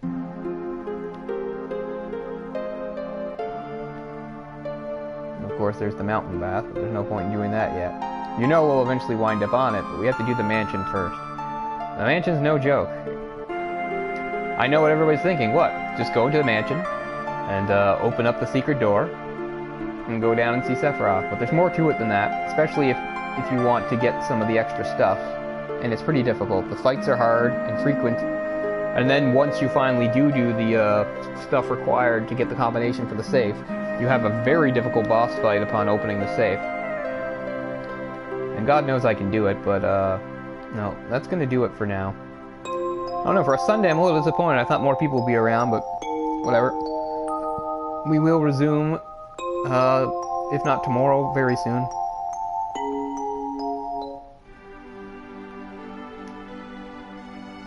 Now, should Cait Sith really be in the party for this? I don't know, but he's going to be. We're going to do it with Cait Sith, because that's what I've decided, damn it.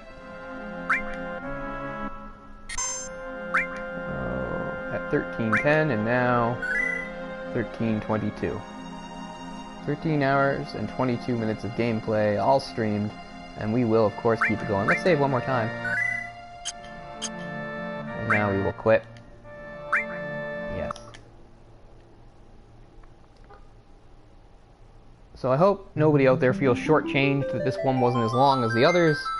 Don't worry, maybe the next one will be longer than any of the previous ones, but I just don't feel I have it in me to do the Lanchin stuff right now. Even though, again, probably once I actually do it, I'll think, hey, this isn't really that bad after all, but, I don't know. Even when I wasn't streaming, I would play Final Fantasy for 5-6 hours at a time. But, I don't know, I'm just kind of not feeling it right now. Don't worry, I'm not losing any sort of enthusiasm for the game. I am enjoying this, and I'm glad that people have been tuning in to watch. I hope that continues and increases as we go forward.